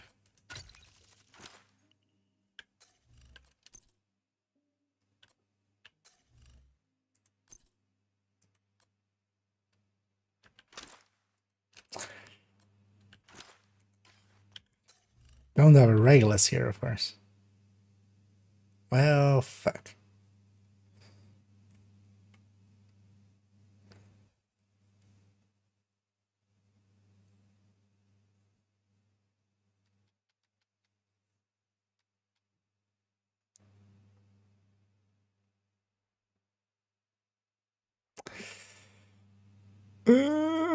How do we even?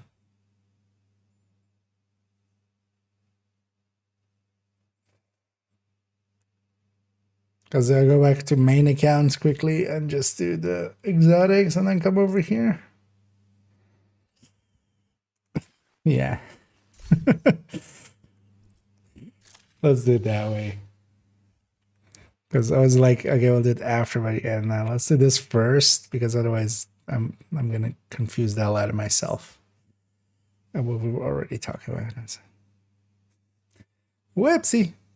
So we're gonna double swap. Go back there, talk about the exotics, and then come to this again for the other ones.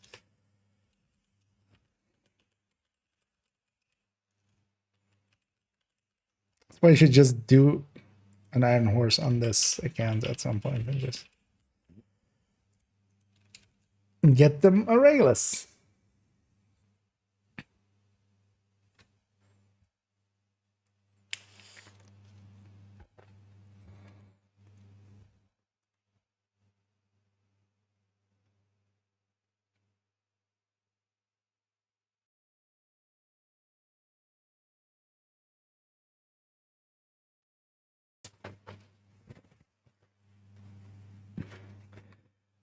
Bad choices were made there. Should have realized that actually up front. Did that? Oh, that broke out. Yeah.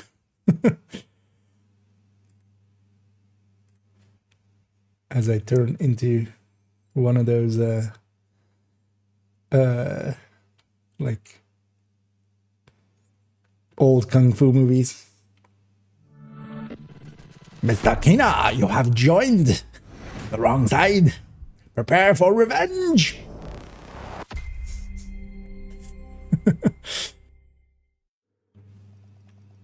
Yeah, let's fix that. Is that fixed? Yeah. Okay, so we do the 4 exotics here, and then we have to go back out. I am a smart person. Safe area detected.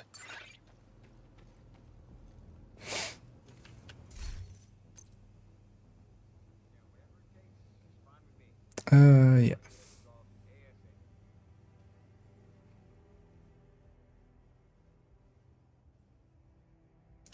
This is a dangerous place to do this. Let's take it to. Let's not get bummed out of it there.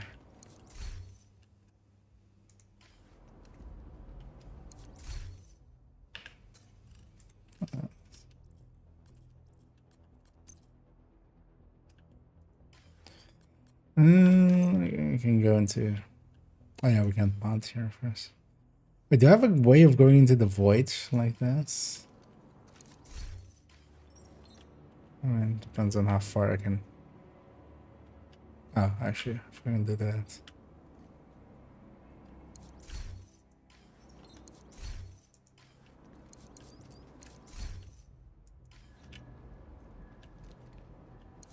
Okay.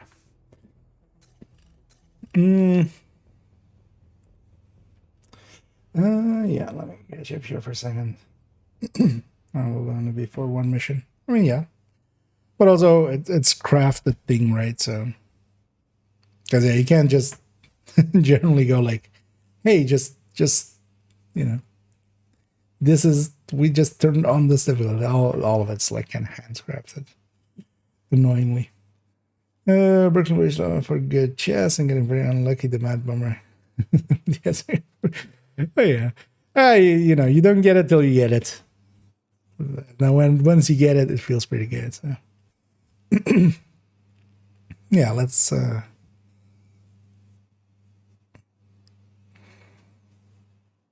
see this part. And yeah, we come to the part where we go into basically reviewing everything that we kind of learned, or at least may have learned from those lists. We're going to start here with the exotics, and then we're going to swap accounts and go to my second account where I actually keep all of the high-end weapons. As with all of the other weapons, I have one of each variant, basically, of a weapon, just to be able to always check, how they kind of differ, if any. Because sometimes, yeah, it's weird things creep in between two weapons that should be the same and sometimes aren't, or are different in other ways. Here, let's start with the Busy Little Bee. As we kind of saw the Busy Little Bee, especially if we're using this, we'll be using it for the talent, of course. On its just base damages and such, it isn't that usable. But its talent, of course, is very good. We get 20% weapon damage, and this is just pure weapon damage per stack. We can get up to 200% of that, basically, with 10 stacks. And yeah, we're just basically marking enemies and then swapping over. The thing is, of course, if we're kind of like, swapping over, we're usually already like going away from the pistol and trying to use it on a main gun, where maybe we're doing something with this weapon damage for headhunters or such. For general use as a maining pistol, not that great. As a secondary, of course, one of the downsides of it is this eats up an exotic slot, which could be a Scorpio, which could be a Strega, which could be a Chameleon, which could be a Bighorn, a Pestilence, other things. That's kind of the downside, and why we generally just use Busy Little Bee specifically when we need it, because if we're going to use it, there are other tools that are a little bit more useful quite often. Moving on to the Liberty. The Liberty, now with its talent, actually is much more usable for what it was kind of meant for, which is kind of getting these damages and then healing especially as well up your shield, because this is what we generally use it for. It's just to have it as a mechanic to heal the shield for tank builds. In the DPS sense, kind of, it has very much lost its ability to do decent DPS because it never really had that good. But what we kind of saw is, especially if we have this talent kind of going and we're just body shotting with it, you can get decent numbers out of it. But that is, of course, after 30 stacks, for instance. That is 30 trigger pulls. And yeah, the issue is more like with each of those trigger pulls, this weapon jumps around so much. The thing is that it has a high horizontal recoil. One of the things is as well that stability and such does not even save you from that, because stability actually only affects the vertical recoil. So the weapons like this that have a very high horizontal recoil, the vertical part of it does of course kind of get mitigated by if you have a lot of weapon handling or such. But the horizontal doesn't, and it still jumps around from side to side quite a bit. And that's kind of more the downside for using this weapon. It is just a handful, really, which is kind of fitting for a weapon with its high of caliber as it has. Then we come to the Mosquito. The Mosquito was with its ability to apply that debuff to the enemy, basically, after 5 shots.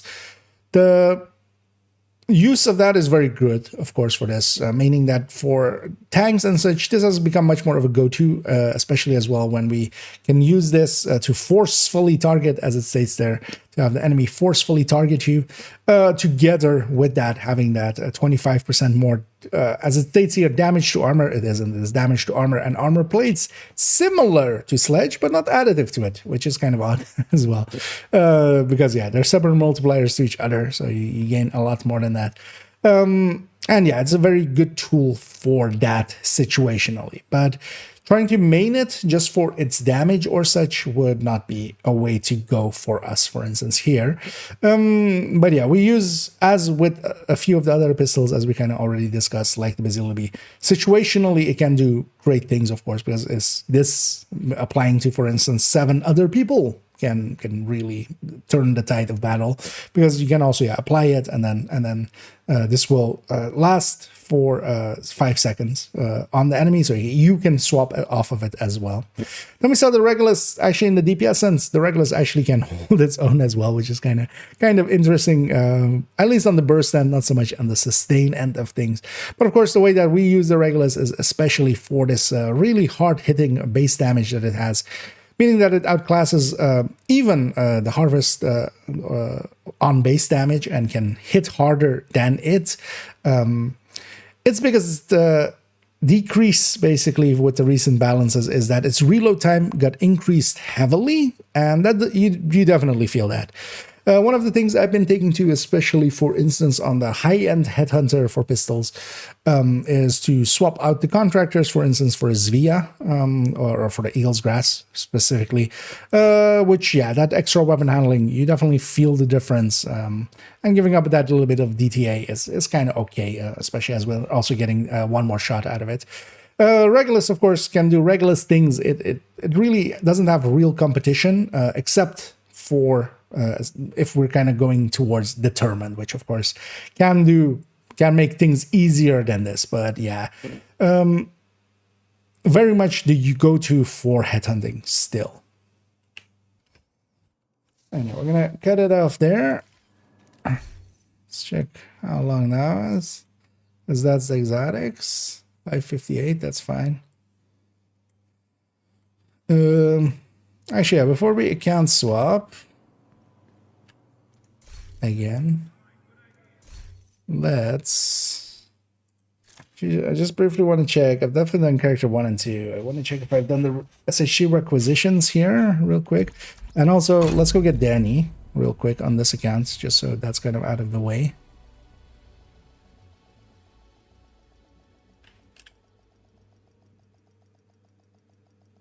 For that, let's just quickly check if we did the SHC requisition here and there. Entering safe area. Right, so this one's done.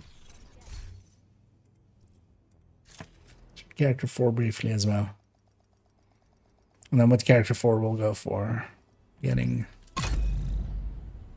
going and checking Cassie and Danny both real quick. Because that's Wednesday, so they are available. And then, yeah, we'll go to second account and we'll just hang out there as well for a minute. Safe area Hello. detected. Any good targets? Oh, marksman there. Pistols on Liberty.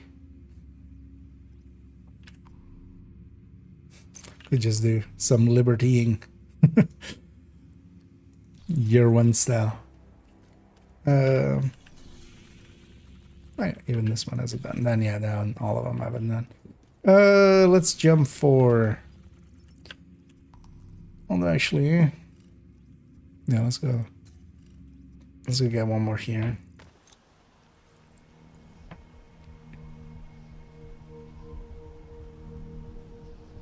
I on this character that wouldn't even work.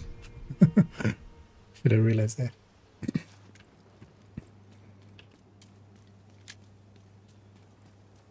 Because if you don't know how the snitch works, he has a bunch of places he can spawn whenever you get close to it. If he isn't on cooldown, because if you're just running around in the open world, you might just put him on cooldown somewhere. If he isn't on cooldown yet, then he basically has a chance to spawn. And a bunch of places are very consistent, especially during the day. Which is one is here, one is with air and space, and you just run, or another space, American history, and you just run a little bit south, and then as well the classified there. I like especially this one just to not so much on this character, but on other characters to stack up bounties here because it's kind of hard to get bounties here. Anyway, that's Danny, and Cassie is in the shitty spot, which will likely baguette. Let's go get Danny first. And that's out of the way as well. So yeah, let's go here for a little bit. Just chat up on screen. Did I miss anything?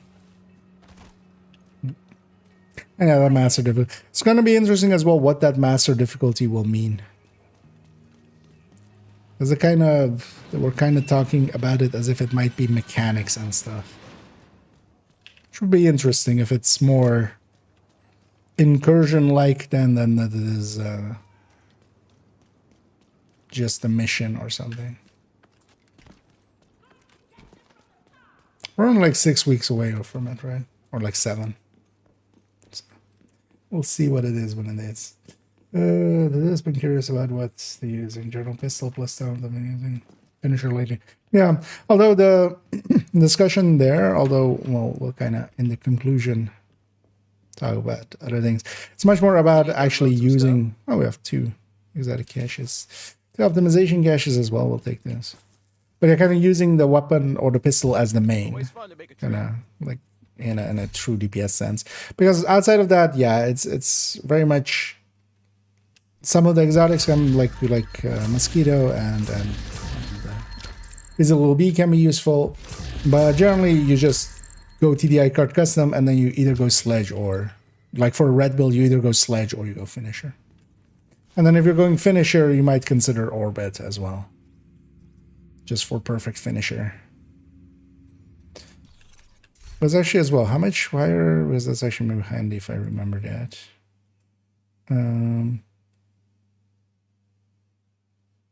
This is 40. Okay. Oh yeah, so it is 10 crit damage, more than 5 crit chance. Yeah. Okay, so 2 exotic caches. That means he's well worth grabbing. Because the thing ends up, we use the TDI card custom, even though it has a lot less damage, but then we have the ability to. Oh, actually, yeah, let's go with Cassie as well. Totally forgot. Glad we got that settled. Although Cassie is in the church, which oftentimes bugs out. If it bugs out, we'll just leave it. That's going to be the smarter effect. Oh, yeah. Well, it's It could also just be mechanic style. Should be interesting just to see what happens there. Oh yeah, okay. Hostile control point nearby. We do have 5 directed.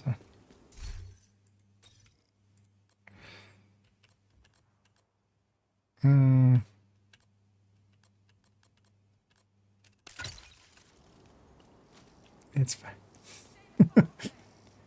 Then let's at least grab something that can 5 directive.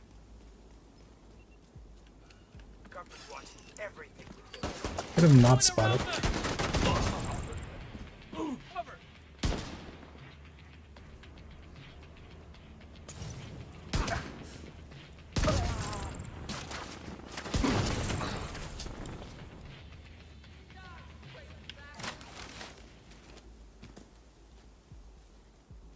Three-man patrol? That's weird. Leave me alone. Just trying to get to Cassie.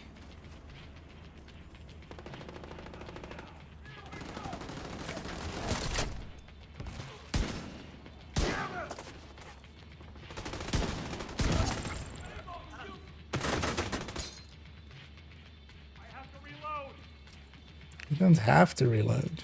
You just fall over. Wait, where did... Jammer on the Oh, way. you're there. KIA here. Lost.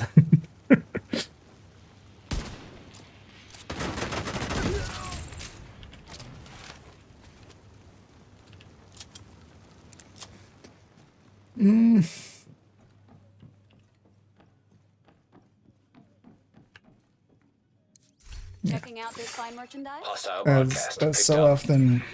Jeez, man. We'll go to her. Let's swap accounts because we'll go get Danny as well on second account. So, but yeah, let's go finish off the video first as well. And do the review on the high ends.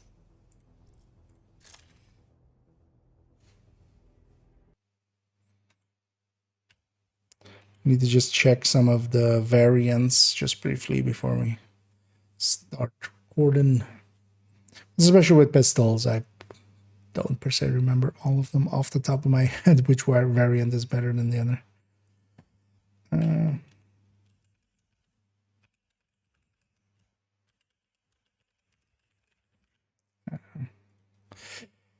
Lag in the second account. At least, yeah, with the MMRs after this, we don't need to do any of that. That's all on main account. Although the Habsburg build is on second. Although I'll just show the build picture. I'll be lazy with that one.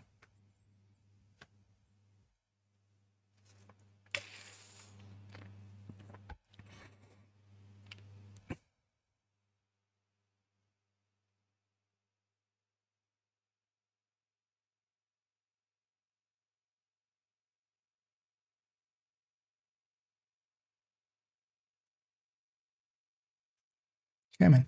Load up.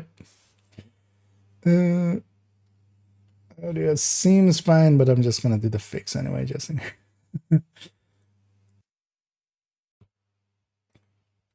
rather have it be guaranteed good. Yeah, let's load up on this character. Go to the stash. Check just briefly some of the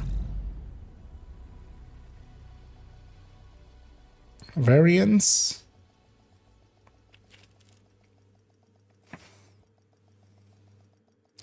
And also I need to just remember to not actually accidentally skip any. Priority objective available, Agent. Shut up, Anna. Available, Entering Anna. safe area.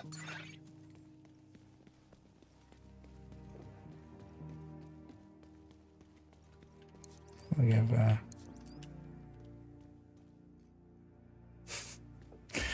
ransom a little attention there for a sec.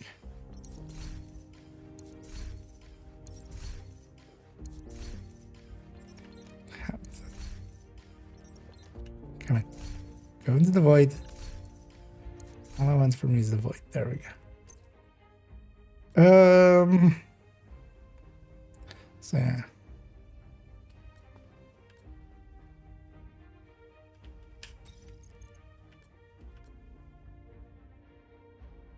Actually, let's compare that, right? Wait, actually, so... Wait, where's the...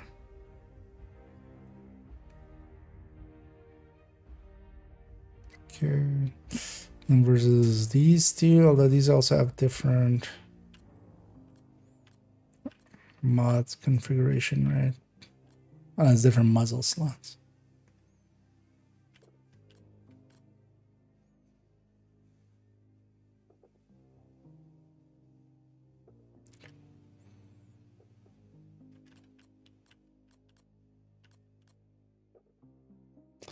And then X45 versus the other. Wait, so which weapons are actually it's the X45s?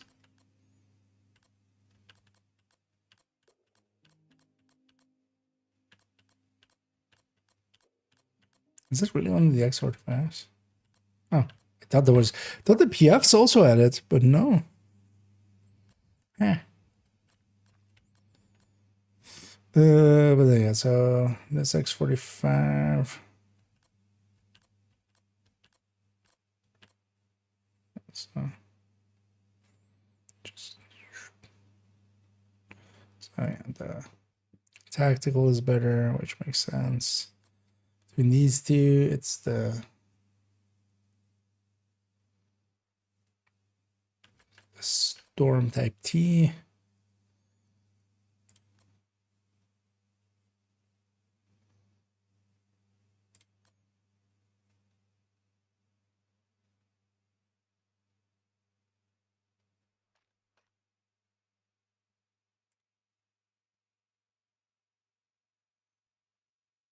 Also between these two was that one, right? The tactical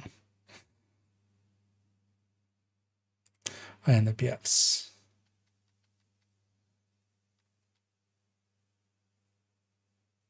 So that one, custom, which makes sense. First wave would be not that. Yeah. Do I have orbit in here? I do. And yeah, I put a harvest in here, and I put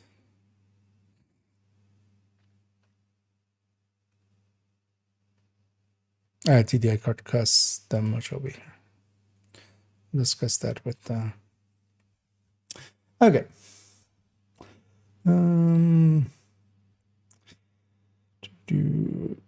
The Hallman effect pesty tick only if it's on health. All of those, yeah. DTH, DTA, DTOC do apply to pesty. Pesty is basically whatever non-crit you're hitting for times 5 for its full stacks. So whatever will affect your white damage, basically your non-crits. But yeah, I would only apply if the enemy only has health remaining, which is less useful. Is like one of the lesser useful ones. Like DTOC is still kind of, because even though the LMG itself suppresses, like quite often your pesty ticks just hit other things by themselves. I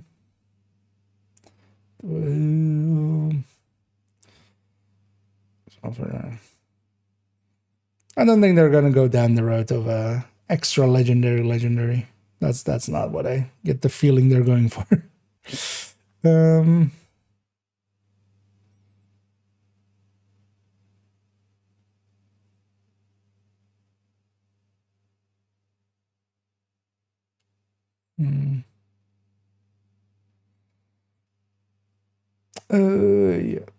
Okay, check on everything. Yeah, so we're caught up. Yeah, let's do this part. Recording this. Yeah. And continuing on to the high ends, we have swapped accounts briefly. As yeah, the pistols actually live on second account, where I have one of each pistol, with most of them as well. The weapon damage max out just for those DPS tables as we kind of have them, as well, that I can just shoot them and kind of get a feel for them, because of course outside of just their main stats we also have handling for them. And yeah, definitely just using them will give you kind of insight to kind of how they feel and kind of how they perform as well quite quickly. Alongside of a DPS table, of course. Here, starting out with the 586. The 586 is basically the same as well as the 686 and the Harvest as we have it here. They are the higher base damage weapons, with the Harvest especially, of course, even higher than them with an extra 10%. That makes them the go-to tools for headhunting. That's also why, for instance, I have a grade 25 one with Determined at the ready for a pistol headhunter, basically. And yeah, they fill that role really well.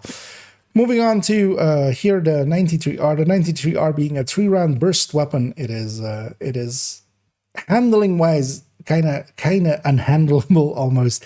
Putting a ton of weapon handling and such can mitigate that, but once you're doing that as well, you're kind of losing out on more damage. You could have had other stats in those places, other mods in those places.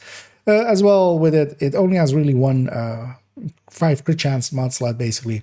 Well, of course, most of those weapons also have mitigation basically in their base damages, where they're getting a little bit more base damage to make up for their lack of mods. But yeah, it is the 93R. While that 3-round burst kind of seems appealing, it very much isn't, in my opinion, quite often. Let's start this again. It is very annoying. I have strikers on it, don't I? Yeah. God damn it. Why do I have strikers on? Let's just do that. Because all of the RPMs are different when I have strikers on, of course.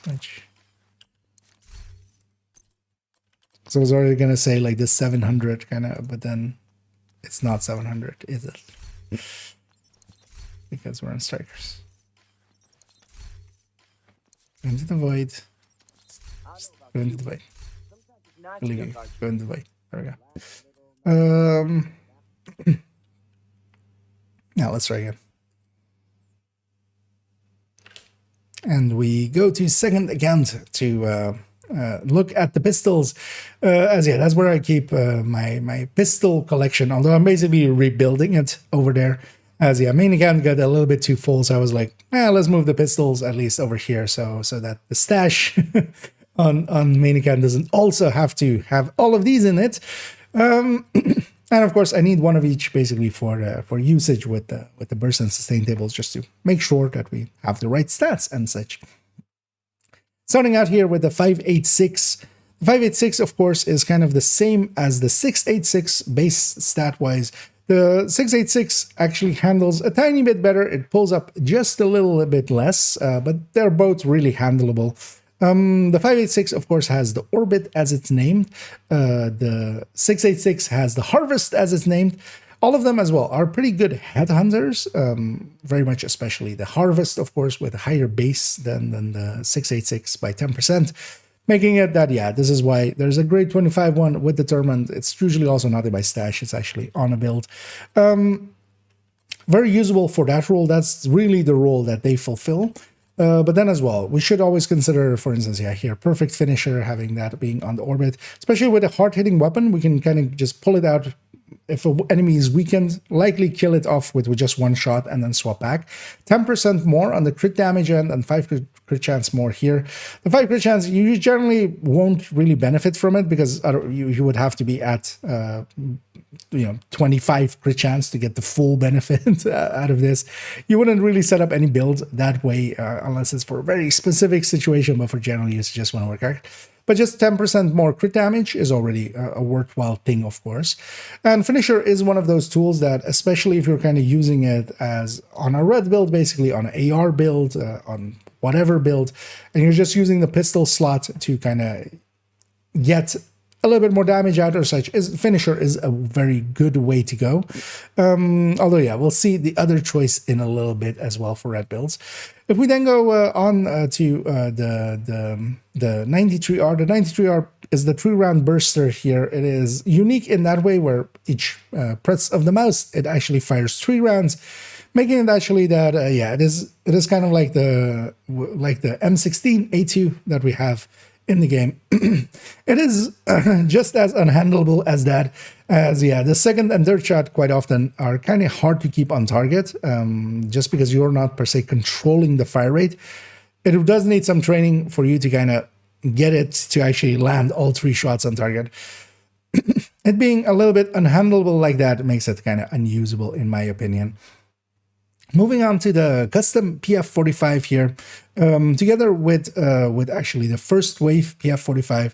Even though the first wave PF45 actually has different mod slots, they're very similar. This one has only 10 crit chance. The custom PF45 has all of the crit chance slots, so we can put 20 crit chance on it. But the first wave actually has enough mitigation, has enough extra base that, yeah, it does actually compete with that one. But neither of them are really good picks just because there are better picks above them, especially the tactical 1911 M45 combination and as well the Cart 45. Moving on to the D50s. The D50s used to be the headhunters as well, so I have a grade 12 here with determined on it. This kind of lives in the stash now. It isn't that useful anymore. It's also why I need a second one without degrading just for the burst and sustain. 12 is a very annoying number to work around, and I don't want to waste exotics on it. Because, yeah, I would be wasting exotics. As the Harvest especially, and the 686 and 586 by extension, really outdo this now for headhunting. If you're going headhunting, these are no longer really a choice. Same for the Diceros, here with the main Diceros, and then also the snub-nose Diceros. The snub-nose just does not have the underbarrel. Also, it handles a tiny bit worse. It pulls up quite significantly, actually, more so up on every shot. And then but it has more base damage. The normal Diceros does have that 10% crit chance mod available for underbarrel, but then a little bit lower base. So in crit sense, it would be better to go with the Diceros over the snub-nose, but neither as well. We wouldn't pick per se neither for headhunting, just as the 586 and 686 handle better, similar or better, and then just do more damage basically. Then we come to the Card 45. This is one of the main picks, together, of course, as well with the named version, the TDI Card Custom, where we get that skill tier. This is my go-to, basically, for any red build. I will generally have this just for that trickery with the Revive Hive. If I have a Revive Hive on a red build, this is basically what I'm going to go to. Even sometimes when using it, for instance, for pulse and such, swapping to the pistol, pulsing, and then swapping back gives you just a few seconds more of it being highlighted and such, and a little bit higher, bigger radius, although the radius isn't that important. So you can even do things like that.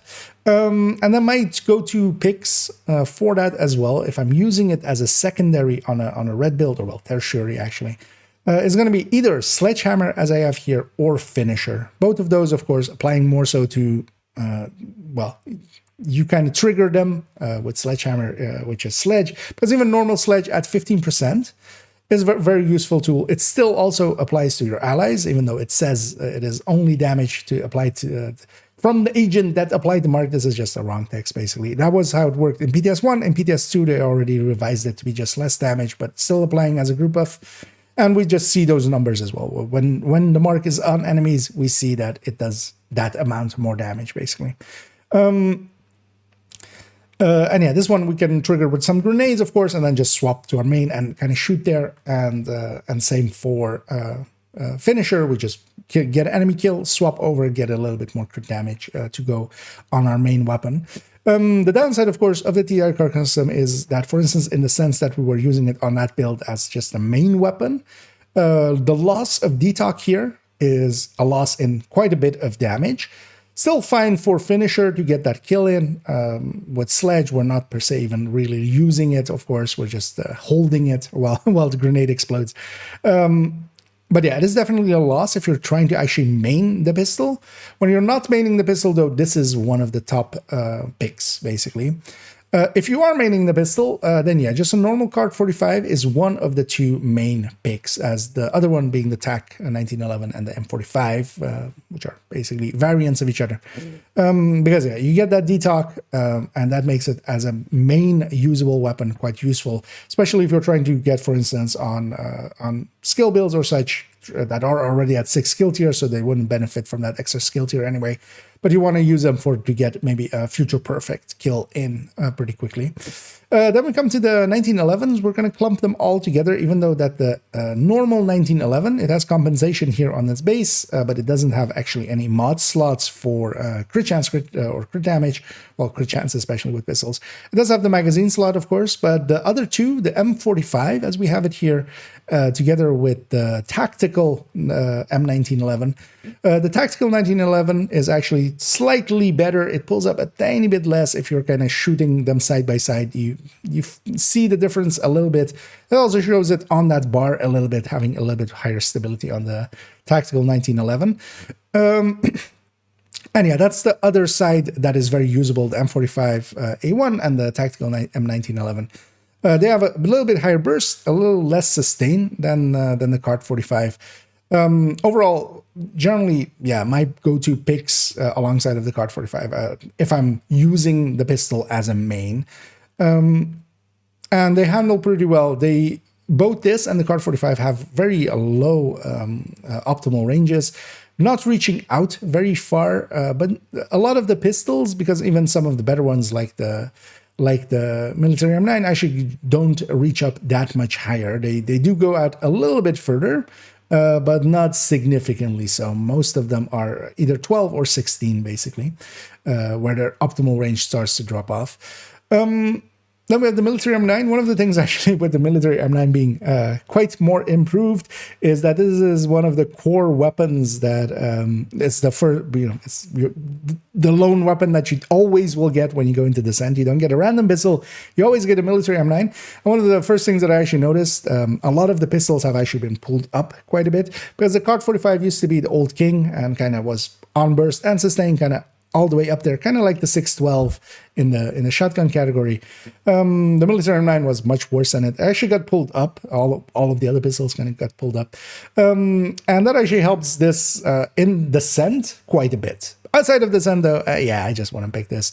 It doesn't have enough real compensation for just having one slot, basically. For crit chance, it just doesn't have the damage compared to a lot of things around it. And it doesn't really do, for instance, as with some of the other weapon categories we saw, some of the lower weapons in burst were higher in sustain. Here, really, the sustain is the Card 45 with decent burst, and then the better burst, but a little more sustain, kind of goes to the M45 and the TAC 1911. We do have the Officer's M9 here as well, kind of similar of a variant of that, but here then we have all of the mod slots available. It does, of course, have less base damage to kind of go with that, but yeah, it doesn't actually hold up well at all against, as I'm kind of in the background kind of looking through the list where it kind of landed, and yeah, I have to go way lower than I even expected. And that's kind of the downside. Like, I just wouldn't pick this when we have better picks than it. It doesn't. It does handle pretty well. That must be said. It has a little bit better optimal than for instance, a card would. But it also, when you are in optimal and the handling difference isn't that big, you can just do more damage with those other choices. Then we come to the PX4 Storm Type F and the PX4 Storm Type T. If you're wondering actually what the difference between those two is actually that they are actually different calibers. If we kind of look at the muzzle slot here, this is a 45, this is a 9mm on the muzzle. But yeah, they don't really, they don't have different damages or such. Their damage is the same if their bar was optimized, but their base is the same. They are basically overall the same weapon, but then yeah, one of them has they take a different muzzle. This might make some difference to somebody leveling up, doesn't have all the blueprints, but we're kind of like trying to find a problem for this to solve. Neither of them is really worth using. They're pretty low down the list on burst and sustain, and yeah, they don't really have anything going for them. then we come to one of the last high-ends here, and one of the ones that actually does have a quirk and a soul quirk here in here, where some of the ARs have the same kind of drop-off range where they, at the range that they drop off, instead of dropping off like the white line is doing here, which is from a card 45 that is actually equipped on the character, this drops off to 100. So technically, the X45s, what they have going for them is if you're using them on longer range, they do have a drop-off that is going to reach out better, because especially if we're kind of shooting in this 30-meter range, they will outdo any other weapon just because of their drop-off being better. Is that actually a thing that we kind of want to go for? For me personally, not really. Especially in the build that we kind of are using as the comparison point here of being a tech tank. I'm gonna push up into that 12 meters and kind of be in that 12 meters because I want to be there, and also that will help me get more headshots in, kind of bully the enemy as well to kind of make them not just sit down and maybe deploy their skills and such. They will try to just fight me, which is a very important tactic to kind of use along the way. But if the TDI card, for instance, or such didn't exist, we could actually choose this, especially now as well with, for instance, if we're trying to just get by the teeth trigger from the modifiers of this season and then just get a decent amount of damage out of a pistol to maybe get an initial pistol kill for Pistolero or such. But honestly, we're now again kind of going into the weeds to try to find a solution for a problem of these weapons maybe not, competing that well. Because overall, yeah, we can kind of be brief, as we kind of discussed. For Headhunter, it is very much that we go with the Harvest. Otherwise, if the Harvest isn't available at the time and you don't have one, either go with a Police 686 or a 586. Both are very competent tools for that as well. Of course, Regulus kind of fits in that segment as well. Then we have that most red builds, you kind of just want to go with a TDI card custom. That skill tier is very useful for shenaniganery. You don't per se aren't maining it, so the lack of damage there is felt, but isn't the game ender, of course, and we're getting benefits for that loss of damage. Sledgehammer, Finisher are both very good picks, where we can basically apply a damage or a bonus from the pistol basically over to our main weapons and kind of elevate them that way. And then actually, yeah, if we're trying to main the pistol as a DPS weapon, as just a shooty gun, yeah, I'm gonna go with the M45s, the TAC 1911s, the TAC 1911s, not the 1911, not the M1911, and together with that, with the card 45s as well, where they the M45 / TAC 1911 has a little bit better burst, but has worse sustain than the card 45. So we kind of have some choices there. And then, yeah, talent-wise, of course, Killer works really well for maining the weapon.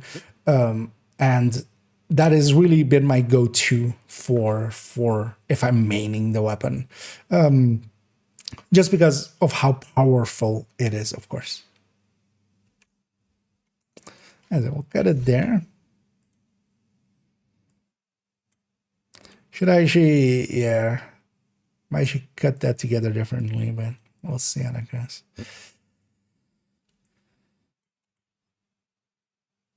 Let's actually open all this for a second. Okay, 119. Let's just do an outro.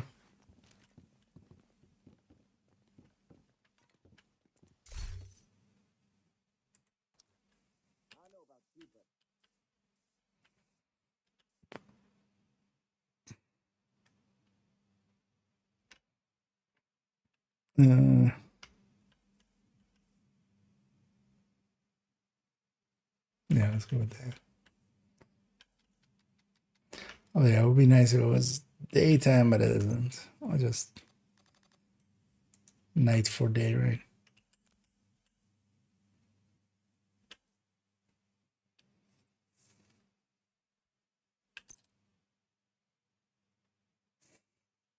Wait, is the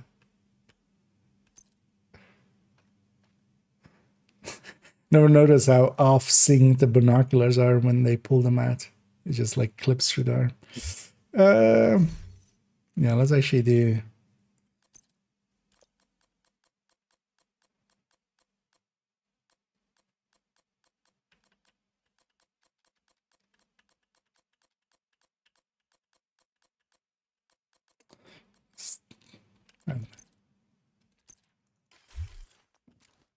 Whatever is in that slot will me what plays here.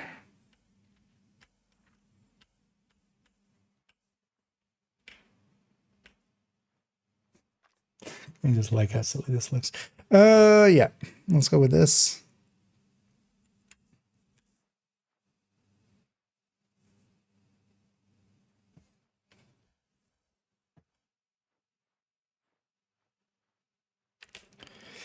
And at that point, we'll move towards our conclusions, basically. And yeah, as we kind of discussed there, pistols, of course, we use them in different ways. It's either a tertiary tool on a build, as we had there, where we'll use basically the TDI card custom with a talent to go with it.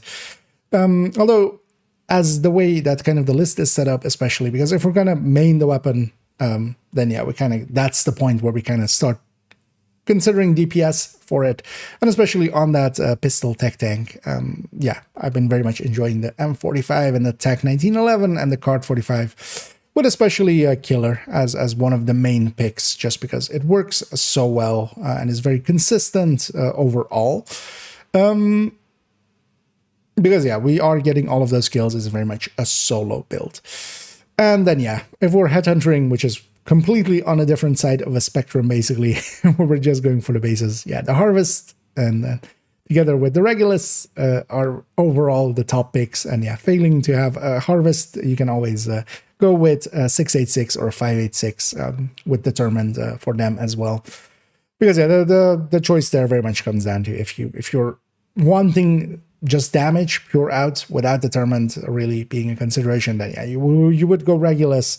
Otherwise, Harvest can, of course, as well, can have a suite of talents, but none of them is really as good as the Explosion from the Regulus. So yeah, I hope this was somewhat informative and kind of what you were expecting, because yeah, of course, we kind of went into the DPS route here, which I think a lot of people will be much more interested in, of course, yeah, kind of how we apply it to a red build, but that answer is really not going to change because the way that we use the TDI card custom was always going to stay the same, even if it wasn't competitive. So yeah, if you did enjoy this video, please do any and all of the algorithm things down below. For future videos, we're going to, of course, still have the MMR coming up as we'll compare them, especially on Headhunter. There, of course, we're not even going to really consider them in a DPS sense. We're also not really going to look at the auto-firing ones that much. We're definitely just going to focus our whole attention towards how they perform in a Headhunter sense. And yeah, we'll also, of course, pretty shortly have the Pestilence Langmo build showcase to tie this through, and have a build showcase up. But of course, as well, the other characters, character 4 and 5, still need to also have been. We need to go through them. I'm mumbling so much. Let's just redo that. I'm actually put a cut in because we're going to put a cut in. No, let's do that over. Let's just do it all the way over. I'll feel better about it. And yeah, to kind of recap, as we did there, is yeah, the go-tos, of course, for pistols is very different. We have really 3 ways that we use them. One is just as on a red build, as a tool to either get more damage or kind of do special things. The DI card custom was always kind of in that slot, and yeah, will remain there basically. On most of my red builds, that is what I'm going with, together with either Finisher or with Sledge. Situationally, we can make either work pretty well. Perfect Finisher as well is a decent choice. We usually don't put some of the exotics there because if we're kind of running, for instance, an AR build or an LMG build, some of the exotics of those are pretty well worth running. Or just putting a Scorpio in a secondary slot on a lot of red builds is really good. So yeah, we just end up not using the exotics that much, but yeah, especially for red builds as well. Busy Little Bee, Mosquito can be very effective tools to use situationally. If we're going the Headhunter route, which we kind of also just briefly discussed here, we're just the Regulus and the Harvest are very much the top picks, of course. The Regulus with its explosion kind of does really well, and of course can do things that no other weapon can do, especially when kind of paired together with the Dodge City Gunslinger holster. But the Harvest will allow us, for instance, to have Determined, which is very powerful by itself. Even without Determined, having, for instance, Preservation there, or even just more damage in the form of Optimist or such, can, of course, sometimes be situationally worthwhile. But yeah, basically, if we're going Determined, we're going the Harvest. And if we don't have the Harvest, then a 686 or a 586 will perform basically just 10% worse overall, as they have 10% less space. But still the top pick over any of the other available options after the Harvest. And then, yeah, in the way that we're kind of discussing it here in a DPS sense, where we're really maining the pistol, we definitely are going with the Tactical 1911 and with the M45A1 or with the Card 45. The M45 and TAC 1911, a little bit more burst, basically around the same handling, a few rounds less, a longer reload, meaning also as well kind of a lower sustain. The Card has a few more rounds, has a better reload, more sustain, but loses a little bit on the burst end just because of having a lot. They have the same RPM with the Card 45 having less base damage. So overall, those will be our picks, and especially Killer just really fits in well here, giving an options for pistol, because as well, I felt quite often in the past, we didn't really have good picks for if you're maining the pistol. Breadbasket was kind of a thing that kind of you could make happen. But now Killer being very potent, we can just slap that on there, and especially on a build where we're kind of going for crit chance, crit damage, it fits in really well. That has kind of revitalized as well my attention to kind of making just kind of shooty, not headhuntery pistol builds again. So yeah, that is kind of the conclusion we can kind of derive from all this. If you did enjoy this video, please do any and all of the algorithm things down below, as that is always very much appreciated. For our future videos, we still have MMRs to do. With the MMRs, we're definitely just going to stick with especially the bolt action ones and kind of talk about headhunting completely there, because that's really the way that we use those. While with pistols, yeah, we can go several routes as we kind of discussed there. So that will be upcoming together with character 4 and 5 with their build collection updates, and of course as well the Lengmo Pestilence build showcase will actually likely follow this up not too long in the future, as yeah we've been teasing it for quite a while. So yeah, let's get that one in there. So yeah, I hope you join me for those, and as always, have a good night. That was the wrong cadence on have a good night, but I'm not gonna redo it just for that. It was a little bit too fast. And that was for those watching live. And that was for the video. That was the pistol video kind of done there. I'm just putting all of the last files into the folder, because we're also just gonna leave that there. And I was running the 511 mil there. Towards the end there. Build yesterday in the summit, or you think so? Yeah, that's also the build that is basically the like what everything here is kind of based on. That's also why I made that build. Kind of. I mean, that guy is. We're just reading the manual for him. And yeah, let's actually Facility detected. Combat simulation program Yeah. active. Do I swap back to main account and do that? Nah. Let's just stick on this account. Let's actually get our SHE requisition real quick. Later on, tomorrow actually, I'll stitch the that video all the way together. Let's on this account. Let's first go get Danny, get our 2 exotics, and then actually I'm gonna go do a weekly. I feel that'll be a good use of our time, and as well getting this account out of the way for the rest of the week. Yeah, no. Good times definitely no longer usable. Actually, let's load this for a second. Let's put our chest back to obliterate. Red glass there for Hollywood. Although glass also can work out in general, but I'd rather not be surprised by going in expecting it not to be glass and then suddenly finding out it is glass. Also, our harvest is in the stash. Let's get that. Loading a build that has it.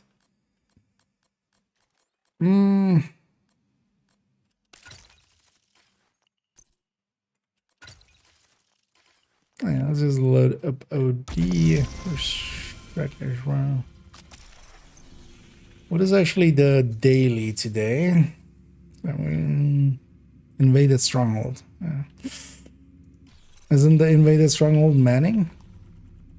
Yeah, so no thank you. But thingy title would count as well, right? Also, title is a long one. I don't want to do any really long ones. We'll do DCD and we'll do some other stuff. Although title would also count for this stronghold. You know what? If it's a good target, it's Palisade isn't really bad. It's better than no. Gloves here is much better.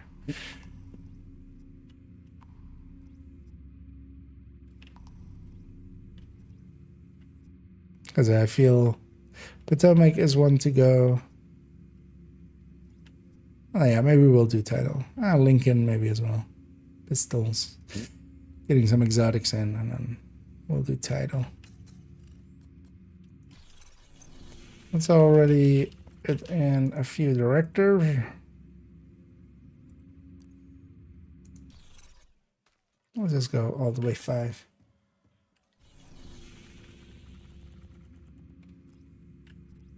And once this is loaded up, I'm gonna go get Monsieur Snitch. A hostile control point detected. That's it. I'm just about to shoot the final targets and spawn the food truck hunters on hard. Oh, the 4 guys. Yeah. How far off of it are you? Right. I could come and help. My friend's open for business. Want to know where?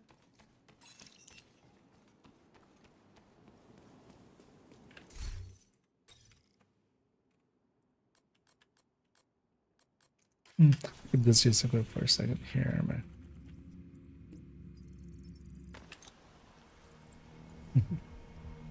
And Eddie Chris.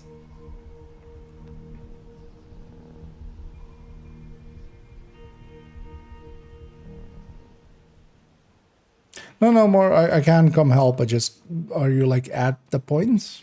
But just basically send me an invite if you, whenever you're ready. Because I can help. That fight is especially as well kind of handier. It's easier done with 4 people than it is solo.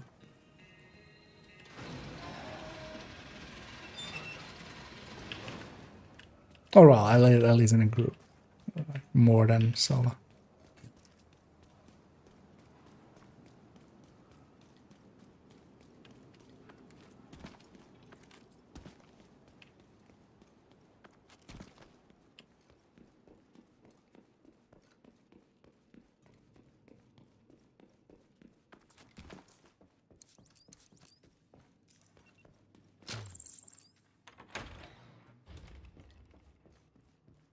You got something for me? Just getting these quickly. Happy we could make a trade.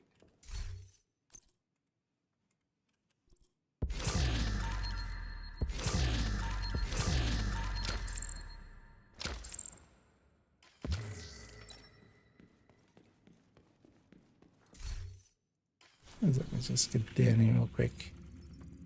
What's that about?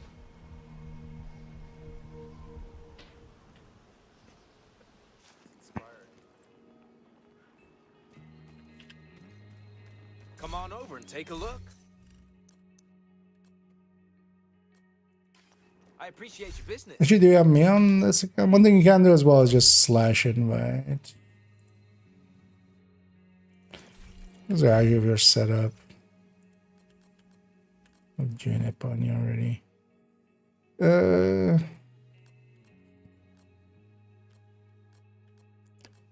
What actually be the best here?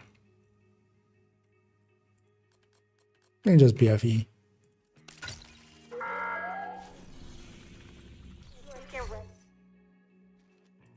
Yeah, I'll actually join up already.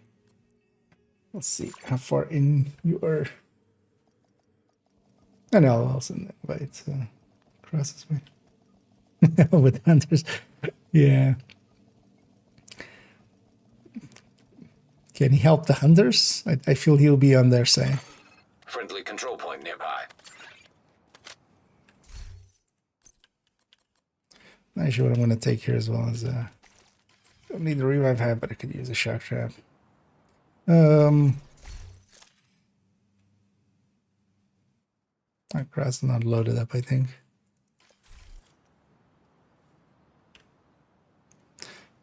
Are you on the last set of windows, I'm guessing then, or? Okay. Yeah, just waiting for the timer. Yeah, I'll just leave them up to you.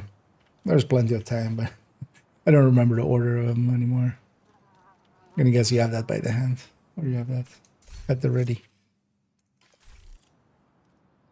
Because yeah, it's still shooting those, and then we can always just spawn them. It doesn't spawn them right away. We have a trigger basically. Another agent has joined your group.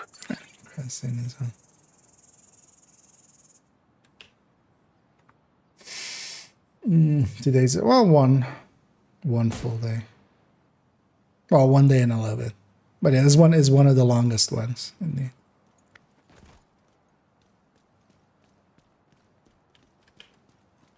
There's also one to just use a guide with.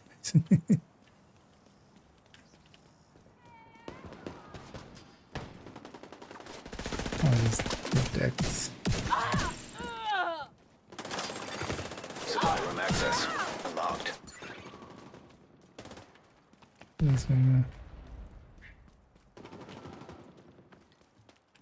Jump up now. Look at this guy. Oh, you're tempting me.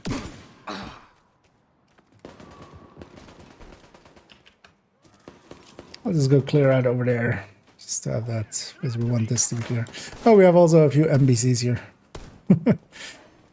That oftentimes makes it a lot easier. Although they can also spread the hunters out. But it's not a big issue.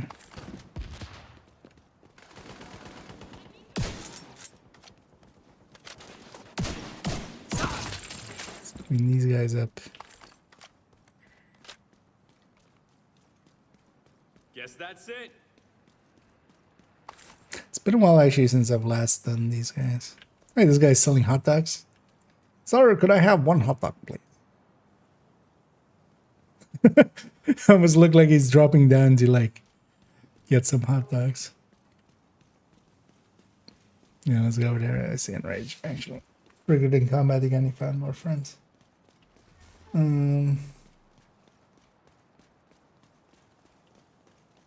That's all that. Yeah, there's one I wouldn't even remember what the order of the windows is.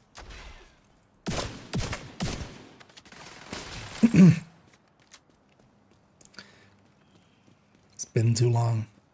It's also, yeah, I'm leaving up just up to Enraged, and also if it is messed up, then it's no fault. Although yeah, it's not hard to get them. I feel this part like usually is not anything that we fail at. Sometimes you have the hunters kind of running away. It's also, yeah, I've given up my revive. We have 2 other ones. I'm just gonna shock trap down there. It's gonna actually considering. No, let's stay just with this. So I'll do the tank business. Because like if we had one more player, Eclipse would be a good pick for them. And they could just put down a shock trap and a foam. That's for that's one of those things. It's well worth doing, getting it done once, just so you have also more so the DC ones especially, just so you have shield splinter available, you know, for instance, as well for level 30 and level 31 is there. Still kind of needed to do it on a country. I was kind of there considering, they maybe sub to a country and get these in right away. Okay.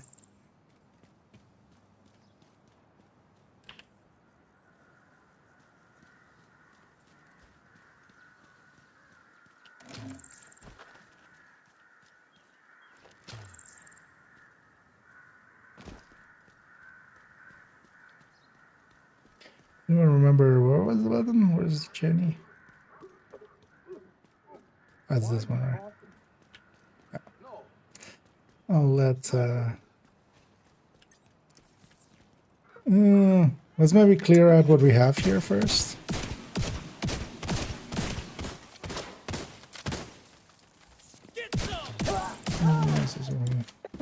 We should be fine. There's more if you want in. We have a spot. Yeah, have you on this account though? Guess so. Because yeah, they're not gonna survive long. The right thing here is done as well with it being on hard. Oh yeah, I can jump on. Actually, Detected. The control point in proximity. I'll jump on the voice channel. Makes communicating a little easier there.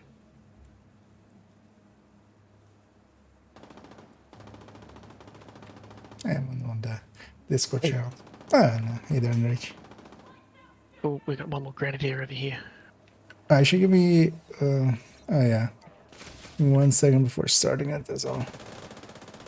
Reset my shock traps. But yeah, let's clean that out as well. We also have a bunch of NPCs here. This actually always helps a lot as well. And fodder distractions. Exactly. Although, well... No, like... This one is just more annoying if you're soloing the getaway. That's kind of annoying. But yeah, ready. Franbot wants to join. Does Franbot have either of us on friends? Once in a while, there's mass. Yeah.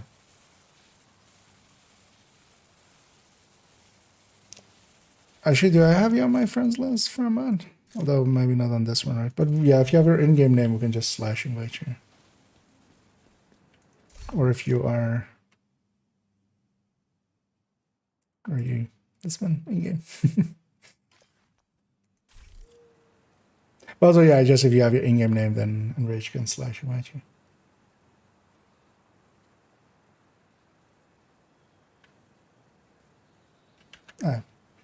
Yeah, Enrage, if you can just copy their name from chat and then just slash invite and then their name. Try this. Another agent is now in your group. Nice. Oh, the shock trap's going to run out again. Yeah, I'm going to recycle them. So I was going to chuck a foam grenade, and I've got Scorpio, and I've just got a striker build, really. I was just going to try and hail bullets on them. Yeah, I'll try to just run interference, basically. Awesome. Has everyone got a position? Yep. Ready? Yep. Let's see it. Okay, ready to go. Let's hope this works and it's not anticlimactic.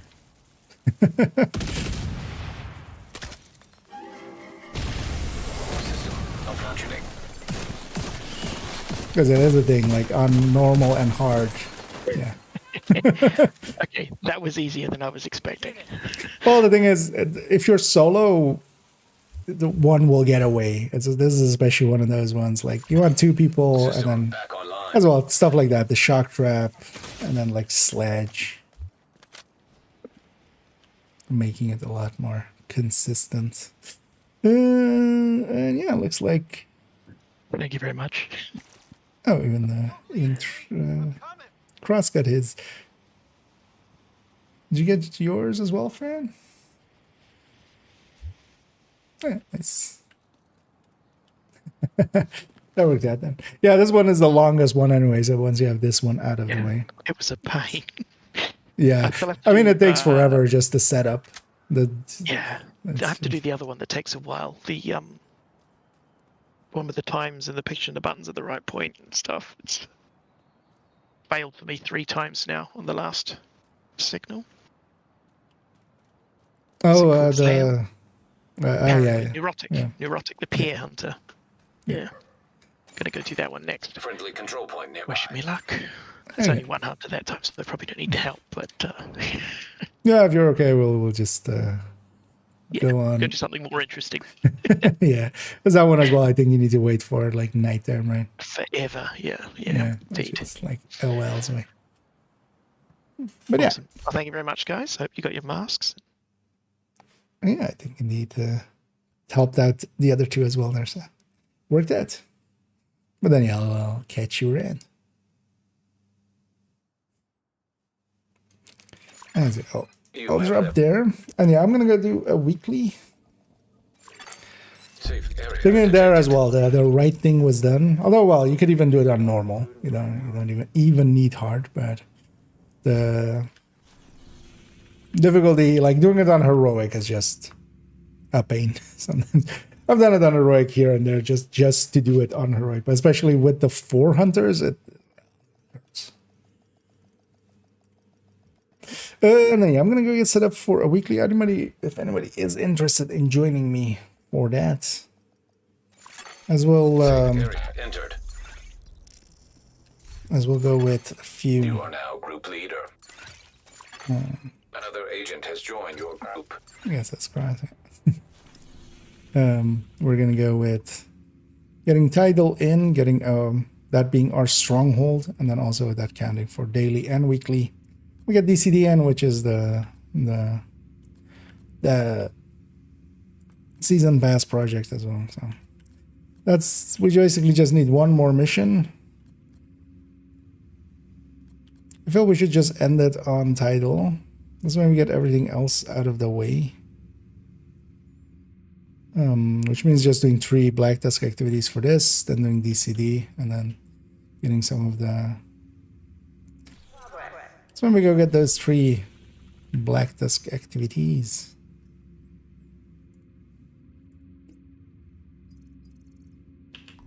Sure, this is a good zone. What's in way? We have marksman rifles here. And skill mods there. Yeah, let's maybe go more for marksman rifles. Could use a few parts still, but most of this is in Black Tusk. I mean, let's go over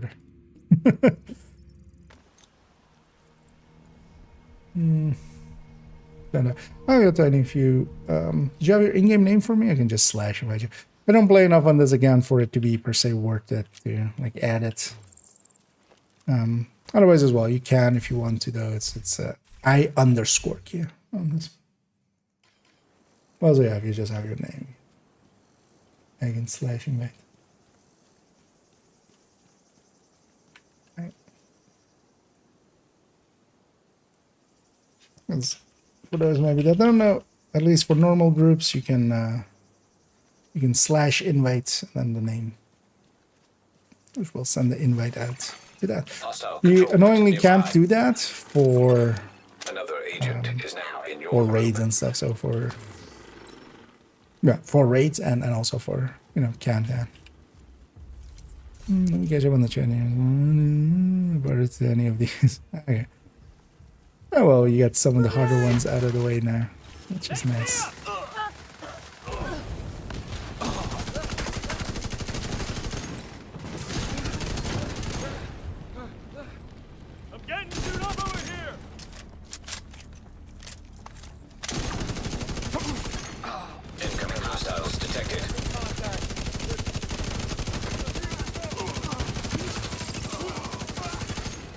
Access key detected.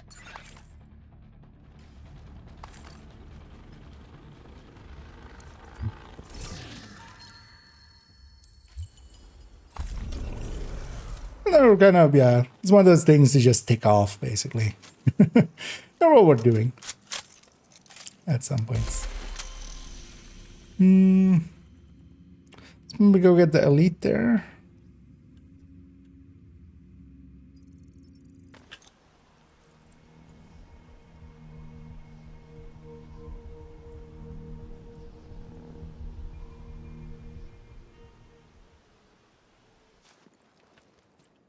Also, let me dig up these silly clothes. It just bothers me already. I feel bad for the character. It's not even a real character, and I feel bad for it. Oh, that's likely Porter? It's triggered in combat there. I'm gonna just swap this out for a phone that I can pulse.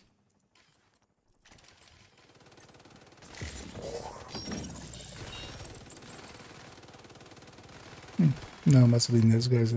Oh, we should put up drones. They spotted us from afar, but isn't it? Can't hide behind that.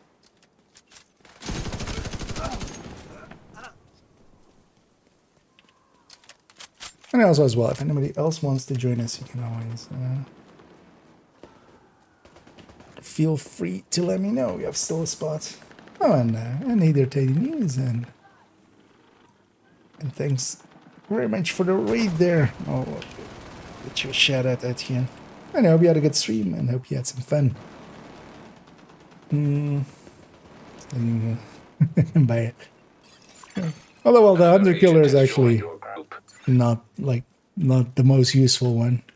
Hunter Killer are shield splinters sometimes. Anyway, I hope you're joining as well. Anyway, hey there, Teddy News.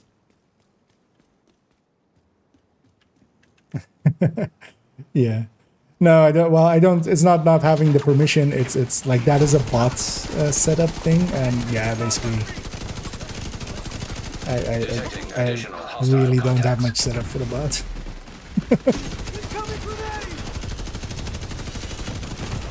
Incoming hostiles detected. Immediate medical assistance needed. Detecting additional hostile contacts. I need to make sure everything is marked as they die. Access key detected. Shoot that then.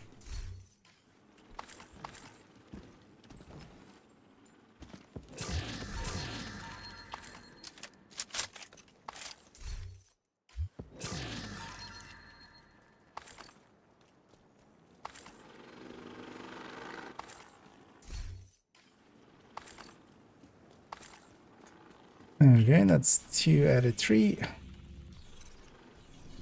Right, so I should track the thing.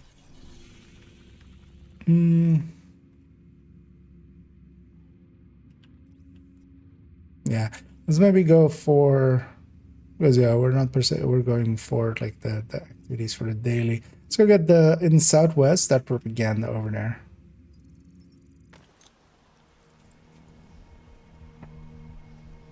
Because that's still also Black Desk. Andrew Ellis may not have been the leader we elected, but when we needed him to step out from behind the speaker's podium and onto Air Force One, he didn't hesitate. Oh yeah, sometimes it goes like that, right? But yeah, still hope you had some fun, even with, you know, maybe a little bit of efforts to make the world safer and more secure, so that we can get this great nation back on track and we can start to rebuild from the ashes left a little bit of behind issues. by the division.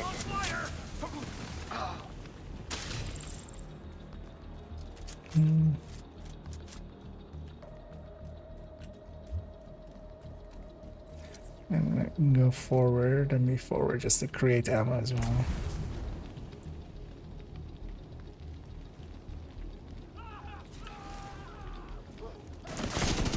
We'll put a normal sledge on him. I'm doing that as well.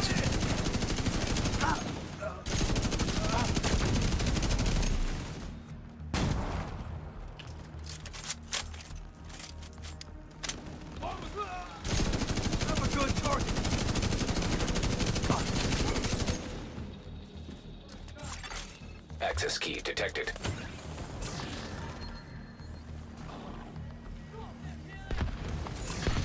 Progress halted. Alright. Manual Stuff override behind us, required. apparently. I did not know. Progress resumed.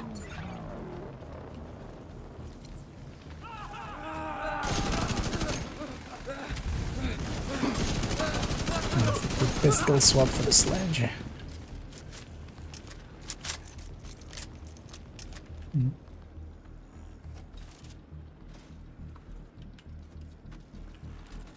We're gonna get a last river. No. Manual override required.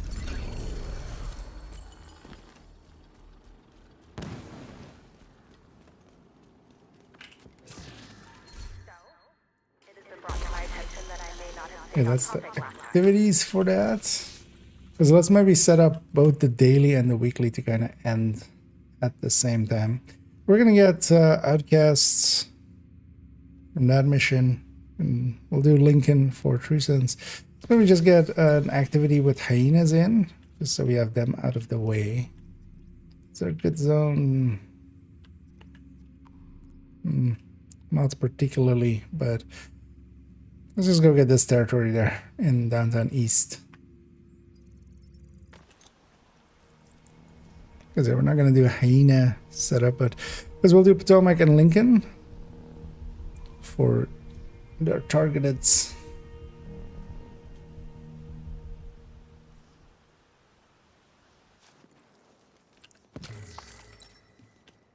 And Tidal. That's the stronghold plus invaded stronghold for daily and weekly. We'll do Tidal last and then get both the daily and the weekly.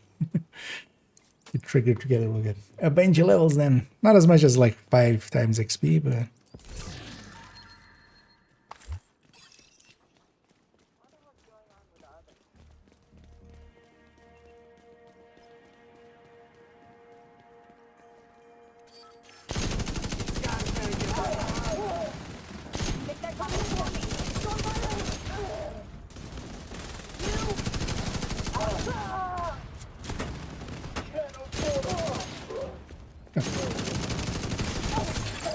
Incoming hostiles detected.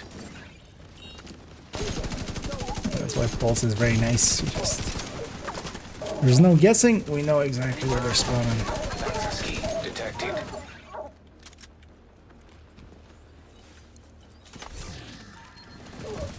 Put that already.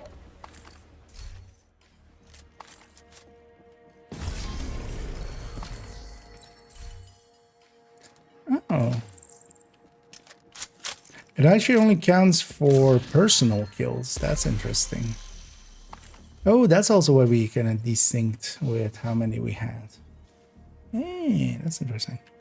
I don't notice that actually, that in group setting it's not sharing those. But then yeah, let's maybe go get that territory as well. And then let's make sure that we all have 5 out of 5 basically.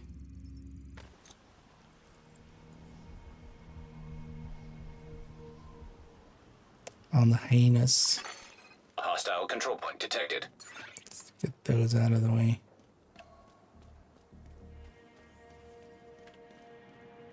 What's that one? 3 out of 5. And I'll go out of my way to yoink 2 kills very quickly. Vital signs critical. Agent Didn't make it. incapacitated. It's gonna create a little bit of separation there so that, you know, take cover.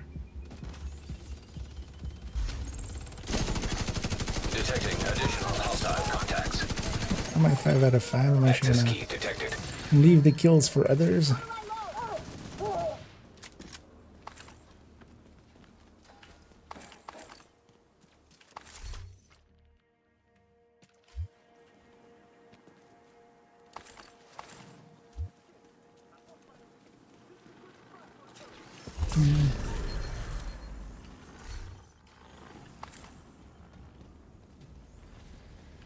Yeah, does everybody have their 5 out of 5 hyenas?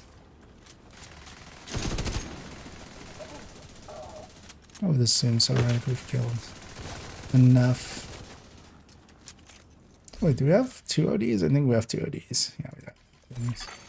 Actually, if you stay that, Roger, I'll go I'll go combat medic. Because that's the other thing we could use here. Okay. Yeah, let's then go to DCD, Lincoln, and then title. DCD also being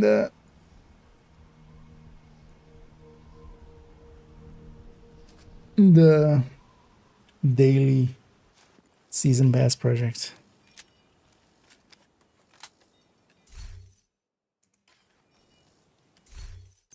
Let's keep it on. Keep it on 5. Oh, yeah, let's get that.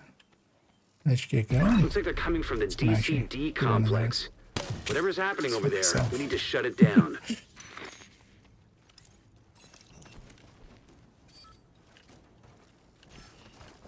Fuckers always find something to hide. Future perfect.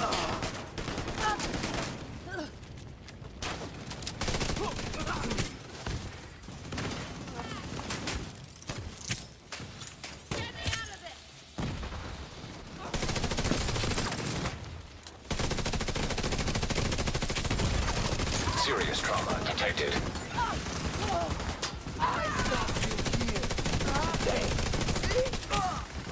Oh, I don't have modifier. Let's do no. Actually, Active terminal detected. See if you can hook Isaac into that terminal and get us some intel. because yeah, last thing we did was the global event, of course. Make sure that your owns are also set up. They're heading for the admin terminal. Stop them. I should not take liability. Yeah, let's take some liability. Let's take Quicken Retribution.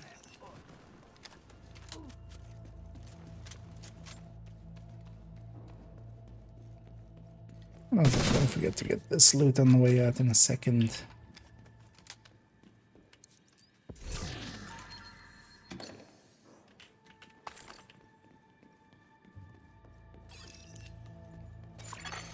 Connection established. DCD data stream enabled. Alright, let's see what we got. There's an active lab on the north side close to you. Your first priority should be to shut that down.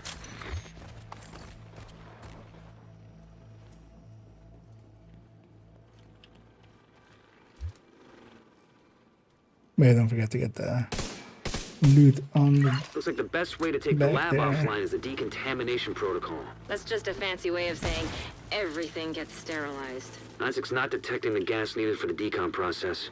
They must have disabled the line. Hit the main fuel line in the basement. That should get it flowing again. Open the fuel line. That should give the decom protocol enough gas to run. always. They're in the basement. With the turn up. Don't be pissed. They're gonna spot us very quickly. Hold on a sec.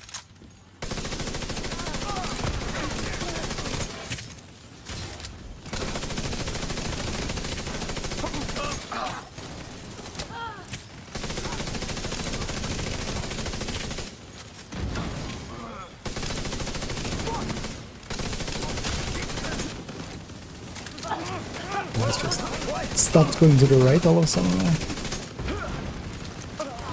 Something. The decontamination protocol can be initiated from a panel in the lab above you. Stay put once you pull the trigger and you should be safe. Top floor, you can't miss it. It's right in the middle of the lab. And I'll just take the skip here. Virus samples detected. Fuck! They're in the building. Get them now. Fuck this! Yeah, that's what a drone you can do down there. Good job, good man.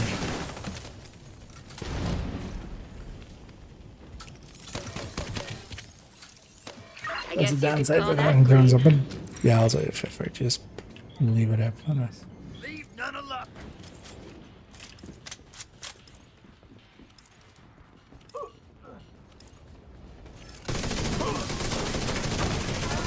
This thing is kind To access the morgue at the far end of the West Wing of construction altering site. this one a If little they haven't been bit. disposing of the corpses properly, we could have another outbreak. This is the on our one that hands. has all the repair skills basically and just a few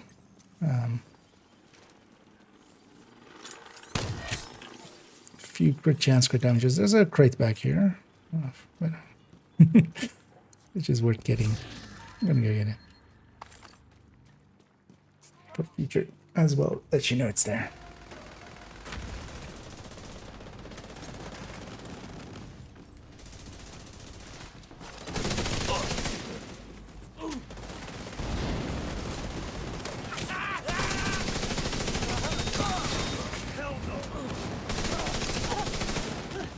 Yeah, this thing definitely is in a different damage category than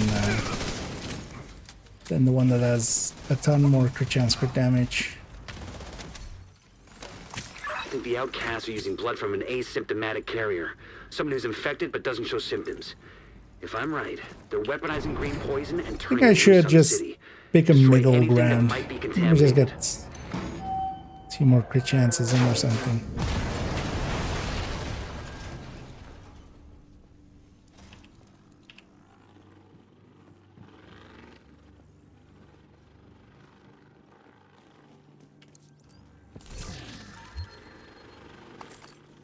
Just to help this reach up a little higher. Don't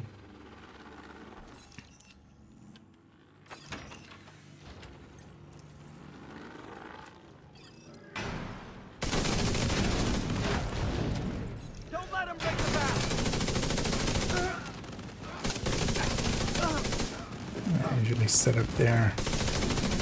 Emmeline's the head of the outcasts. Prevent If them she's an escaping the other asymptomatic carrier, side. They've got an endless supply of the virus to play with. Agent, your route out is going to take you into the DCD research library. Hey, while you're in there, do me a favor. Recover everything you can on broad-spectrum antivirals.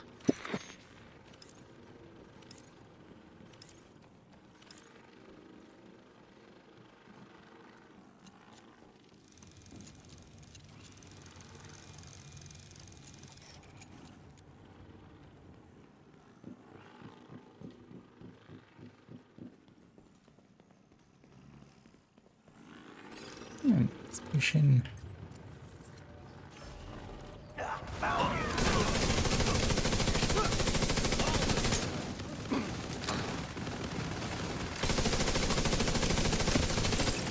You're gonna supercharge here.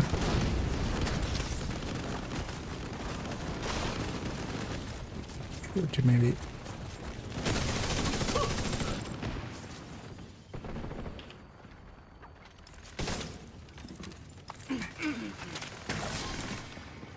To get the hive up as well. The DCD's data analysis lab is just ahead. See what data you can grab for Kelso. Yeah, let's just hang up there. Data transfer initiated. Because here we definitely just want to form them as they come out.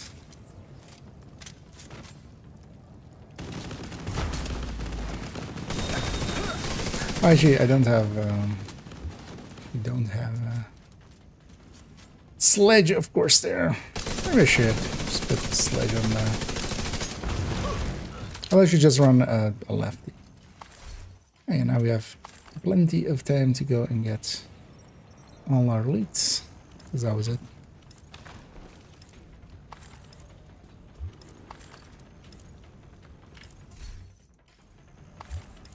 Because we can even get that side room real quickly.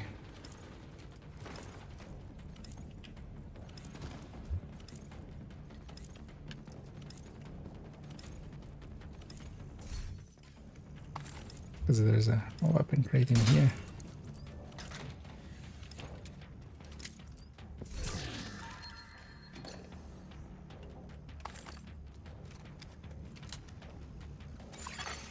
Data transfer completed. You clear to get out of there. With the lab and samples destroyed, I don't think the outcasts are going to be able to do much else from here. Thanks for getting me that data to play with. Hostiles are moving to your position. Suggest an egress. I know, let's just push up hard, careful. left or right. And then pincer them.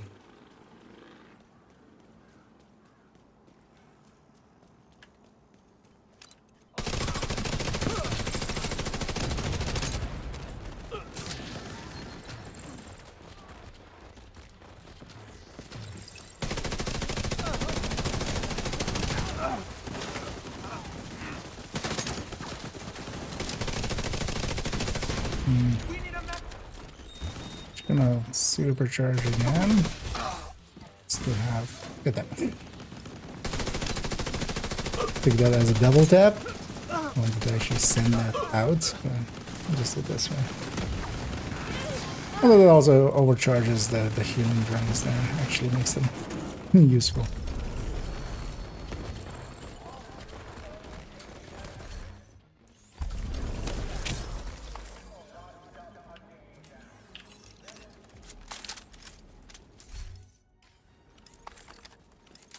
And that was the season pass daily.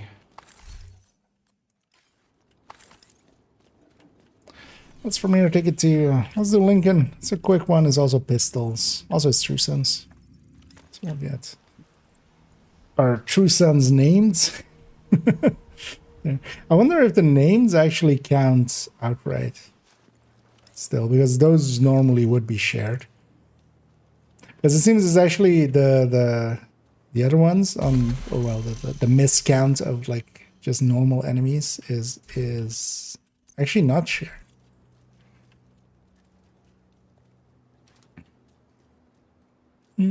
Anyhow, let's go murder these guys.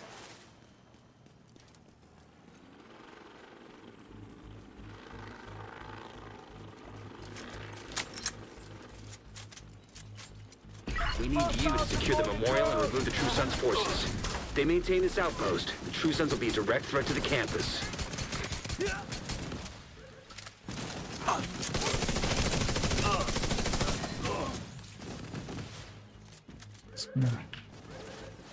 Have it. Got a visual on additional hostiles in the memorial compound. They're moving south. There's a gate between you. It looks closed from here. Agent, you'll need to find a way to open that gate.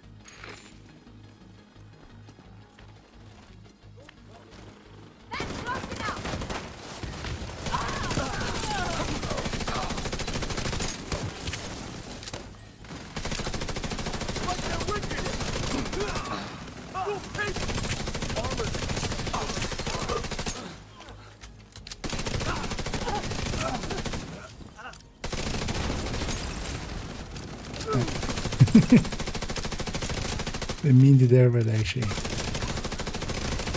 well, somebody hit the weak point there. I'm not sure it was me actually.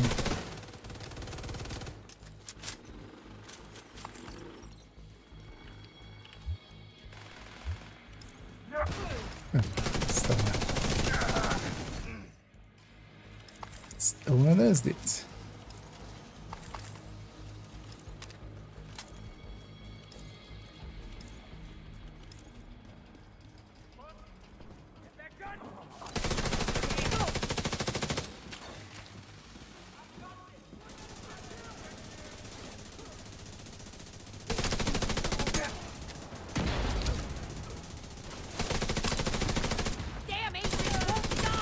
Dangerous wave is up here, this one.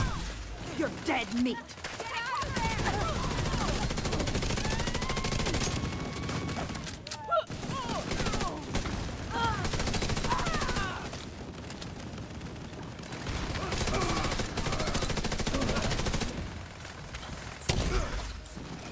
All clear.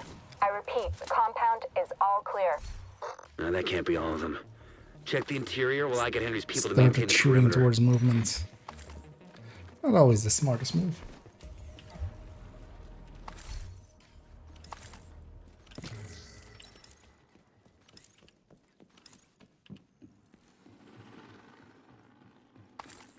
This will be our second mission, and then title will count both as a stronghold animation and also count for the daily, and then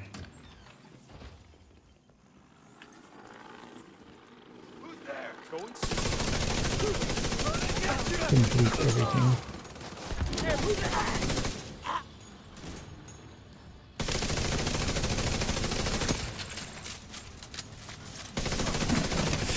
Spawns here are very fixed, so we know what order they'll come in. Damn it. The Just make sure to get the key memorial chest in into the a back. base. There's an area beneath you with increased security. Isaac can't access data on this location. Stay alert. I don't know what you're walking into.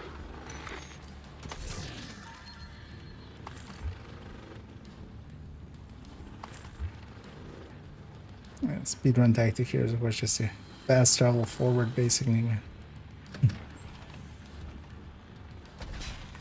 Grass gotta cost to go back there, see. That's why we open those. Sometimes you gotta... Somebody gets an exotic out of it.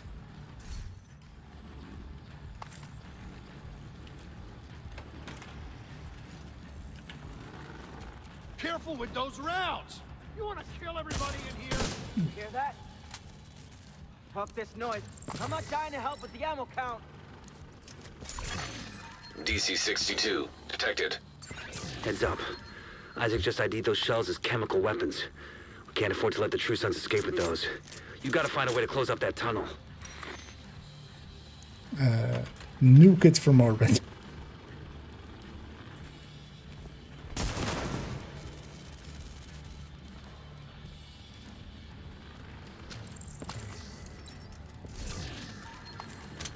That would close the tunnel right now. In fact, it would be the only way to be sure. You know, use that as CC basically. Put that house pretty far forward. Push on basically.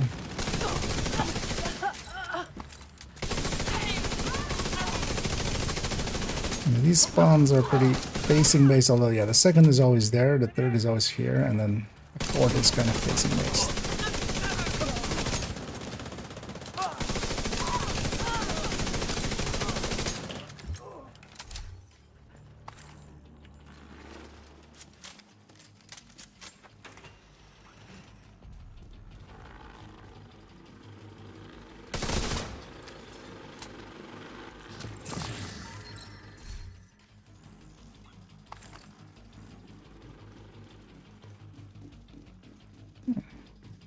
One more key chest.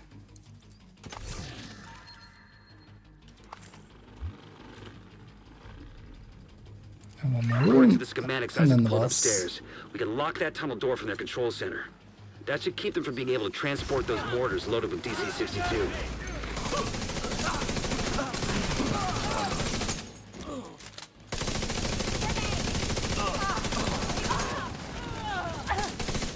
This one's also very facing base. That's also likely it's going to spawn there as we're going to have both in our view. There! They're coming around the side!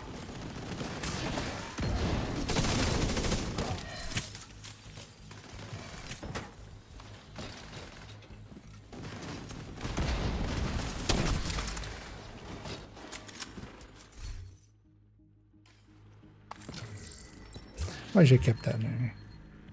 It's for being detailed. And let's get the loot in the back indeed.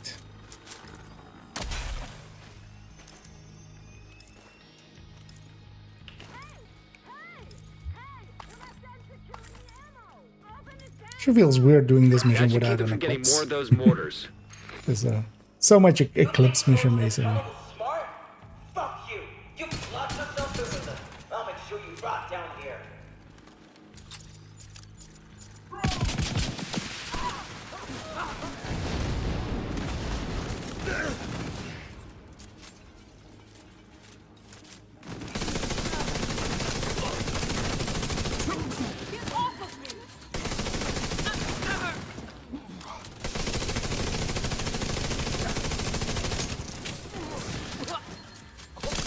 Here it is going to be long range right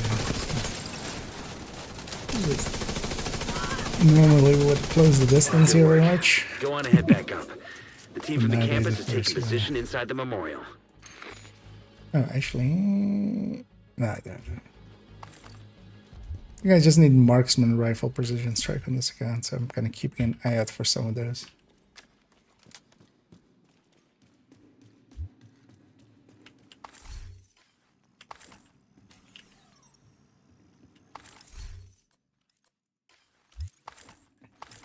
Alright, let's take it up.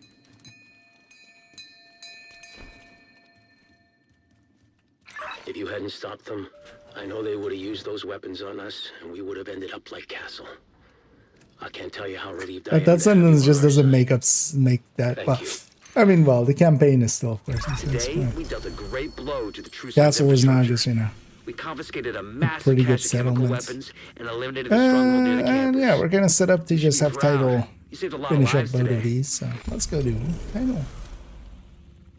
What's the target there? Palisade. Not the worst. I don't know, let's just keep it as we are here. 5 directives. With the modifier. Civilians in danger.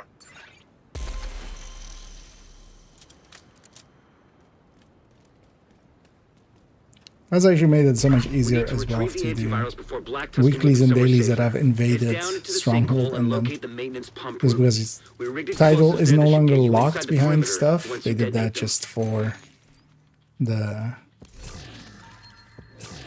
so you could just go to do the legendary instead of, you know, having to do the invasion to do the legendary.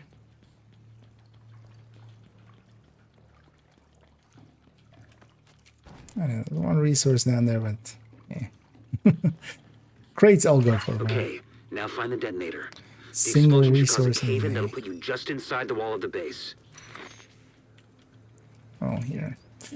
Yeah, let me. It's kind of dark. That's close enough. Not too close. Just a centimeter away.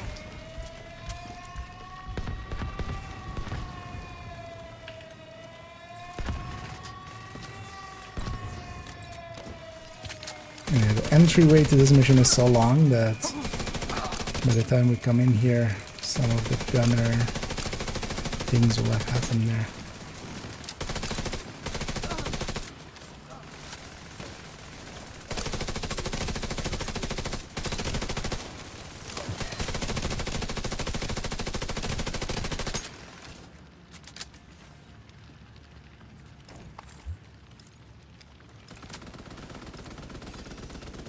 One of the things here as well is actually enemies all the way back there can't even drop loot. There's a limit to where they can drop loot.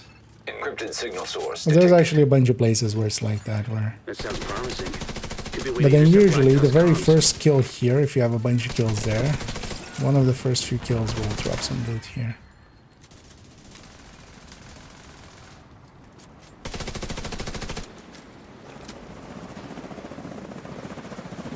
I'm gonna hold it back here.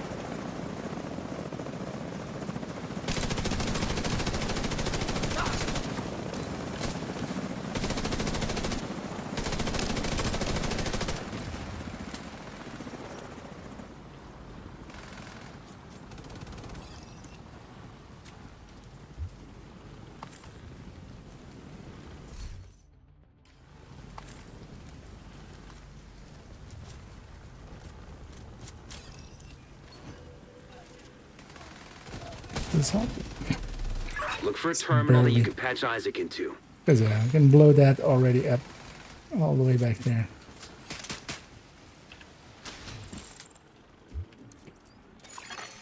Enemy transmission. But you basically need a scope.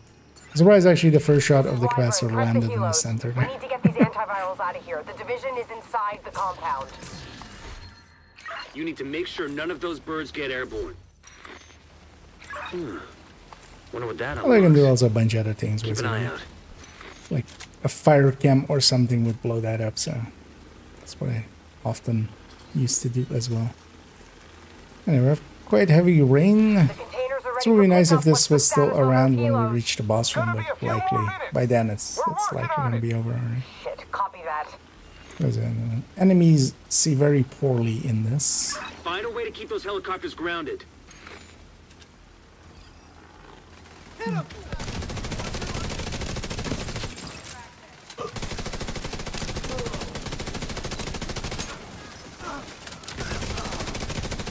That's cool now, but not just maining the choppers right away. It's funny with random seeing them kind of just shoot up the choppers fully first when there's also like other well. Maybe it's weird to say. Yeah, generally the choppers are like a non-issue. Like they don't go anywhere. There's no timer here. Also, they have barrels next to them, which you can always shoot to blow them up. Sounds like you're gonna need all the help you can get. The support team is standing by, but you'll need to figure out a way to get them through shooting the main things gate. usually. But I've especially seen on like that first part, just when there's all elites out there. But random, so often they just are just shooting at it. Oh yeah, let's get the box back here.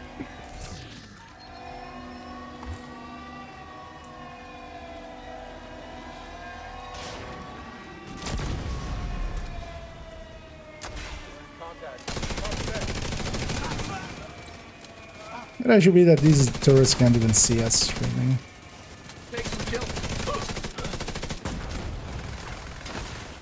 Put that over there.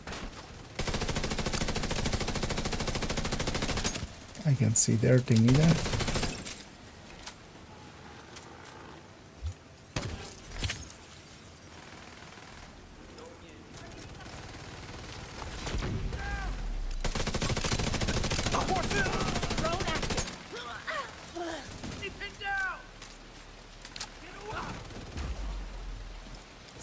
We're pinned down by turrets at the main gate! Find a way to disable them.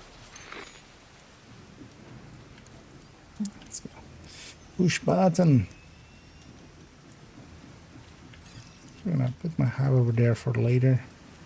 I'm gonna set up here-ish and be at long range.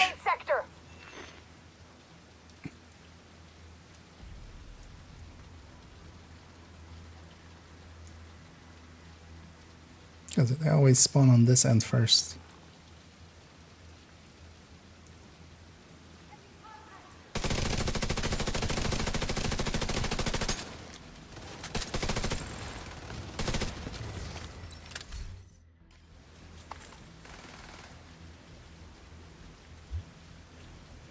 Likely the heavies are spawning on that side, yeah. And here it becomes a little bit random, but usually these heavies are kind of forced. Yeah, because of the rain as well, it's actually not showing the range indicator. That's still kind of confusing. They really should like not have it be like that.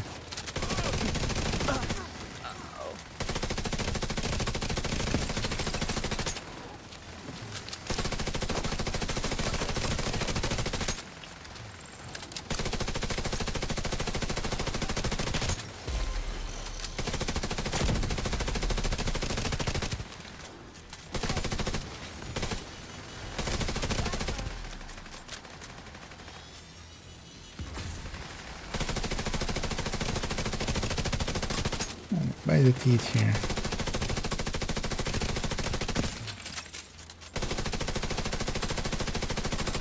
This build normally does not hit for 2 millions like that. Hey, I'm fully stacked for once. It doesn't have enough often either.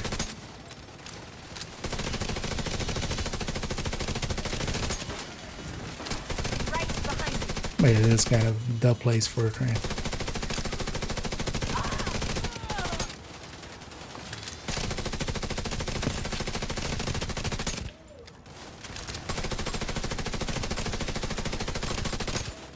I'm ready to open the gate as soon as the area is secure!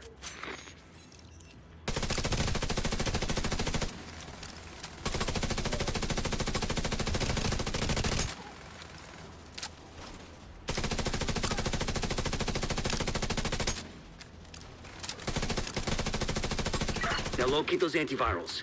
As soon as you retrieve them, send up a flare to signal the support team. On that side, Stand and by then here and cover your the other ass. side, and then no light there.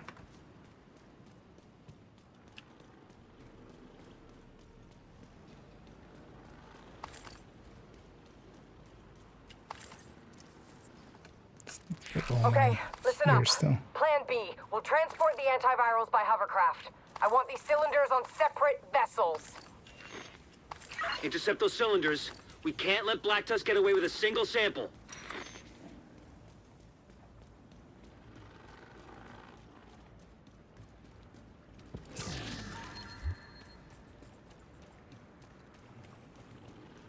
Let's get these two.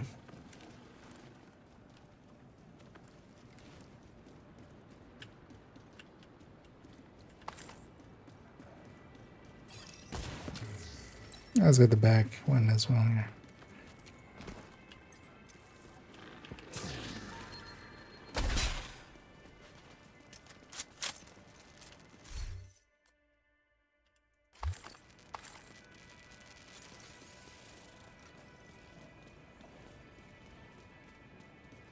And I put that in the path where people were gonna go through. Cold storage device detected. That's gotta be the antivirals.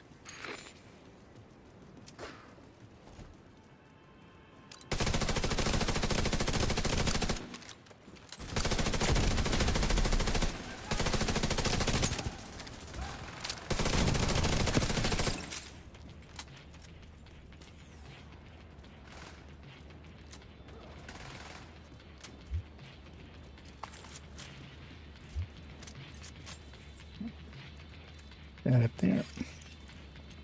We're bringing a cylinder on board now. I'm gonna focus that thing down because that just needs to go.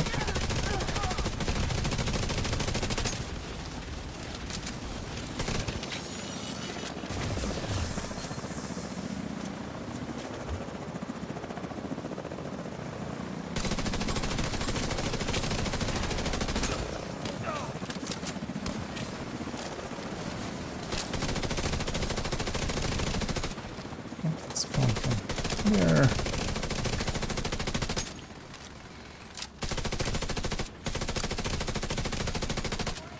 That's just kind of annoying at these longer ranges. It just doesn't have the accuracy you would want from them.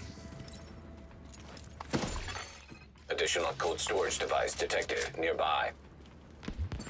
Get that second antiviral cylinder. Jump up Support team there. will secure the first cylinder in the meantime. Thought you could actually. Maybe it's finicky.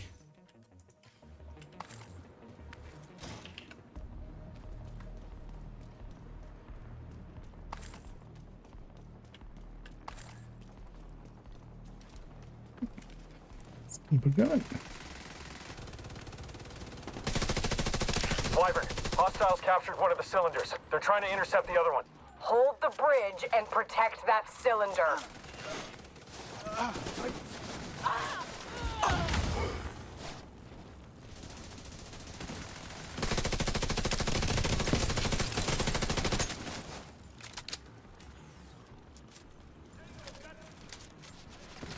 Onward. Requesting support fire. I don't know, likely We've we'll got make this our hostiles on last the thing. bridge. Request denied. We can't risk those Late-ish. antivirals. Tomorrow I'll definitely have enough time to stream in the afternoon as well. And actually, in the afternoon I want to first make a thing for a video and then I should record a video. This is Thunderbird. I'm making an attack run on that hovercraft. Negative, Thunderbird. They'll tear you to Which is pieces. the killer one, which is actually going to come out before the pistol one that we just recorded. I was kind of talking about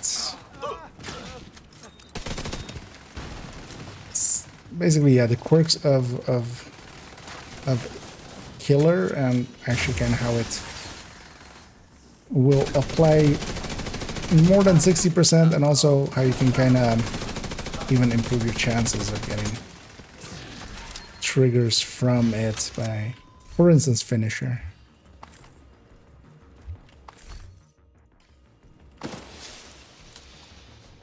Sample secured. I'll need to Prepare make some exfil. just simple Copy that. graphics for Good now. work. Portable canister detected nearby. I'm hit. Losing control.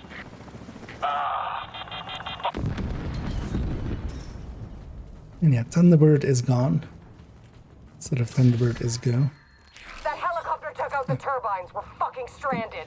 Wyvern, you need Press skip exfil on down. foot right fucking now. We need those goddamn antivirals.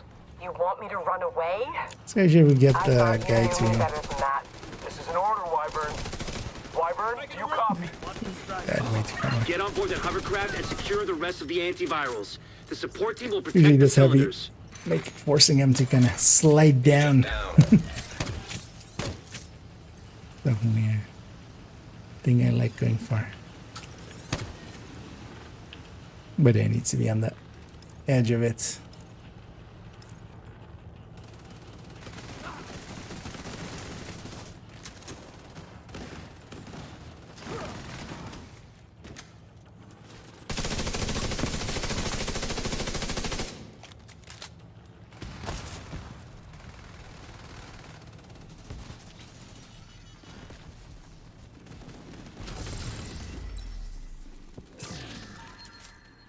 That's good.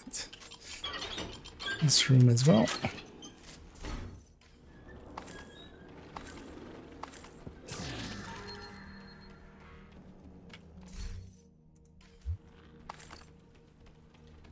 Might actually try to get those rocket launchers prepped. Talk to me, that rest Wyvern. yet What are you again. doing? I'm What gonna am I blow up the actually just motherfucking White House. Are you out of your goddamn trying mind? for We one? need to cripple these assholes. So that's what I'm gonna do. Detox determined. Christ, she's insane!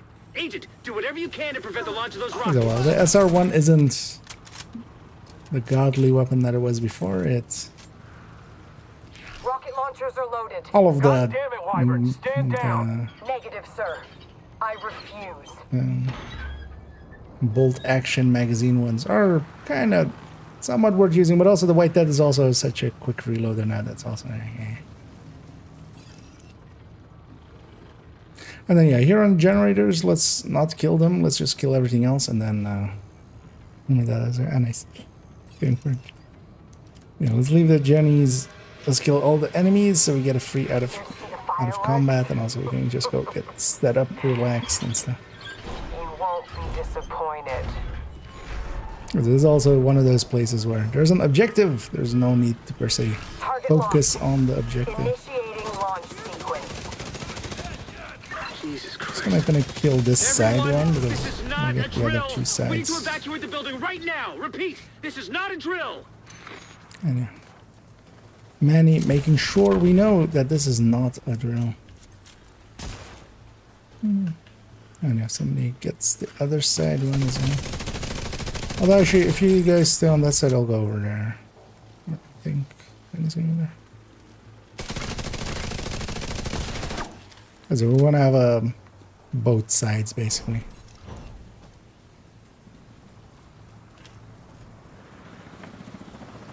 Well, then my hive is covering you guys, and I can hem myself.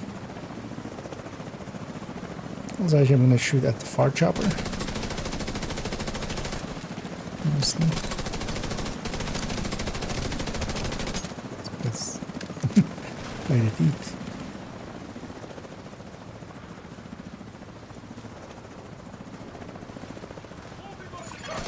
Rocket launch backup power activated. Launch sequence initiated. Oh, nice. Just the middle one. We're getting that out of the way quickly. I'm gonna remember killing you. There's gonna be the It's been a sad while ones since I next. can say that about anyone.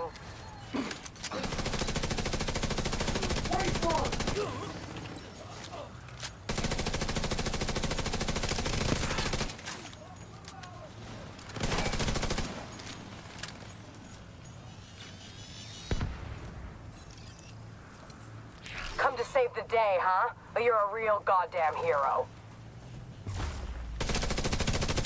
She's gonna go unimmune in a second. We can actually just burn her down real quick. Don't we all need to be shooting her?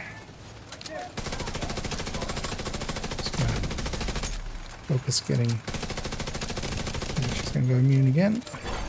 Rocket launch backup power activated. Launch sequence I initiated. get this out of the way right away. Wyvern, what's your status? Wyvern, come in. Wyvern. Fuck.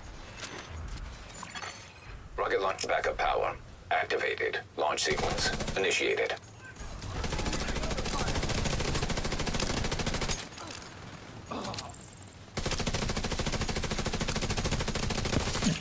I'm gonna trigger all out. Letting me close up a little bit.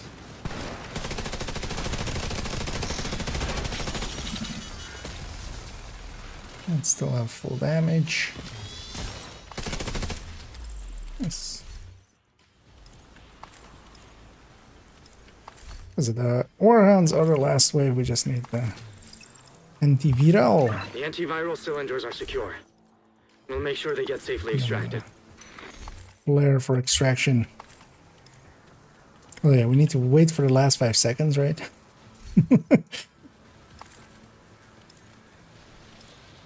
Yeah, no. I just play. Sir, we've got enemy helicopters on approach. Last 5 seconds before the day swaps over. Can't chance those cylinders getting destroyed. Anyway, let's get 2 names for the heroic version of this one. But yeah, we also finished the daily and the weekly. Not to mention preventing a rocket attack on the base of operations. Incredible work, Agent. Truly incredible. I always love that line as well. Incredible work, Agent. Truly incredible. But there's more work to do. Yeah, well, I'm trying to like it. I mean, yeah. Anything you can mark before they go immune? Like if they have an immune phase. With the exception of the raid bosses. Where it's, but yeah, most of the other things that do go immune. Or well, raid and incursion. Oh, hey, precision strike. Oh, yeah, actually, let me check if I have that mod.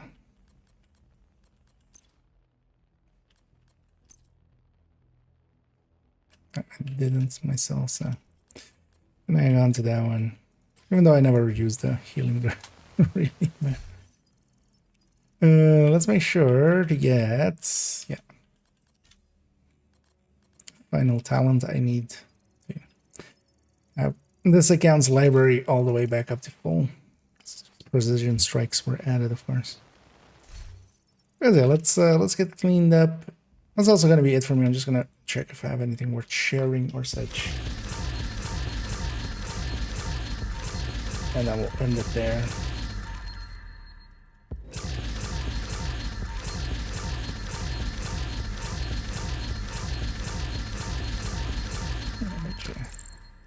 Extra types of caches, the daily and the weekly. Nice to see you, Agent.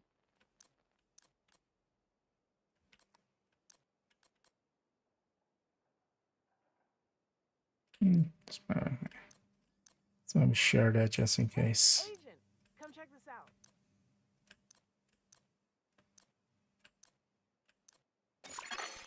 An agent is no longer in your group.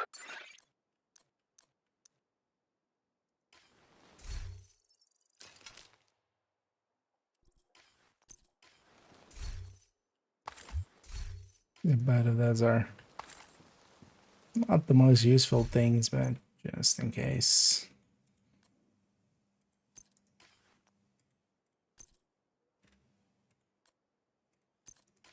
Area using one of the designated checkpoints. We'll peek at this.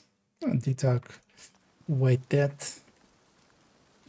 I myself, I'm good at the nose. Just on this account, I'm just using one anyway. But then yeah, we'll leave it off there.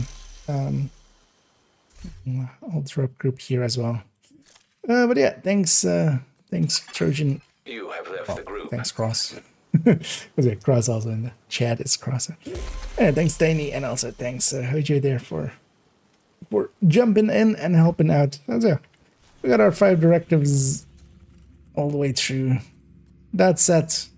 There's also, I'm just gonna get the other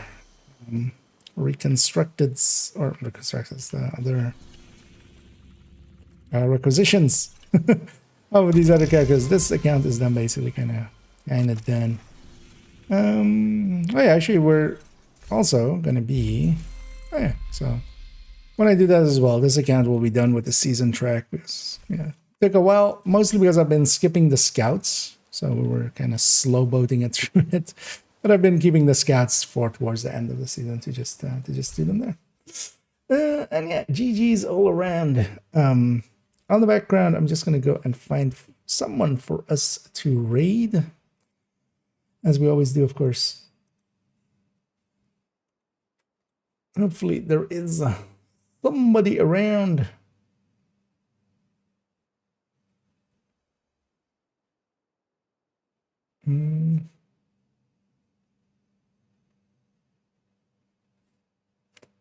Not sure. Let's have a quick peek at what is being ran here. Yeah, let's go with Bran, who we have raided before. I kind of like his style.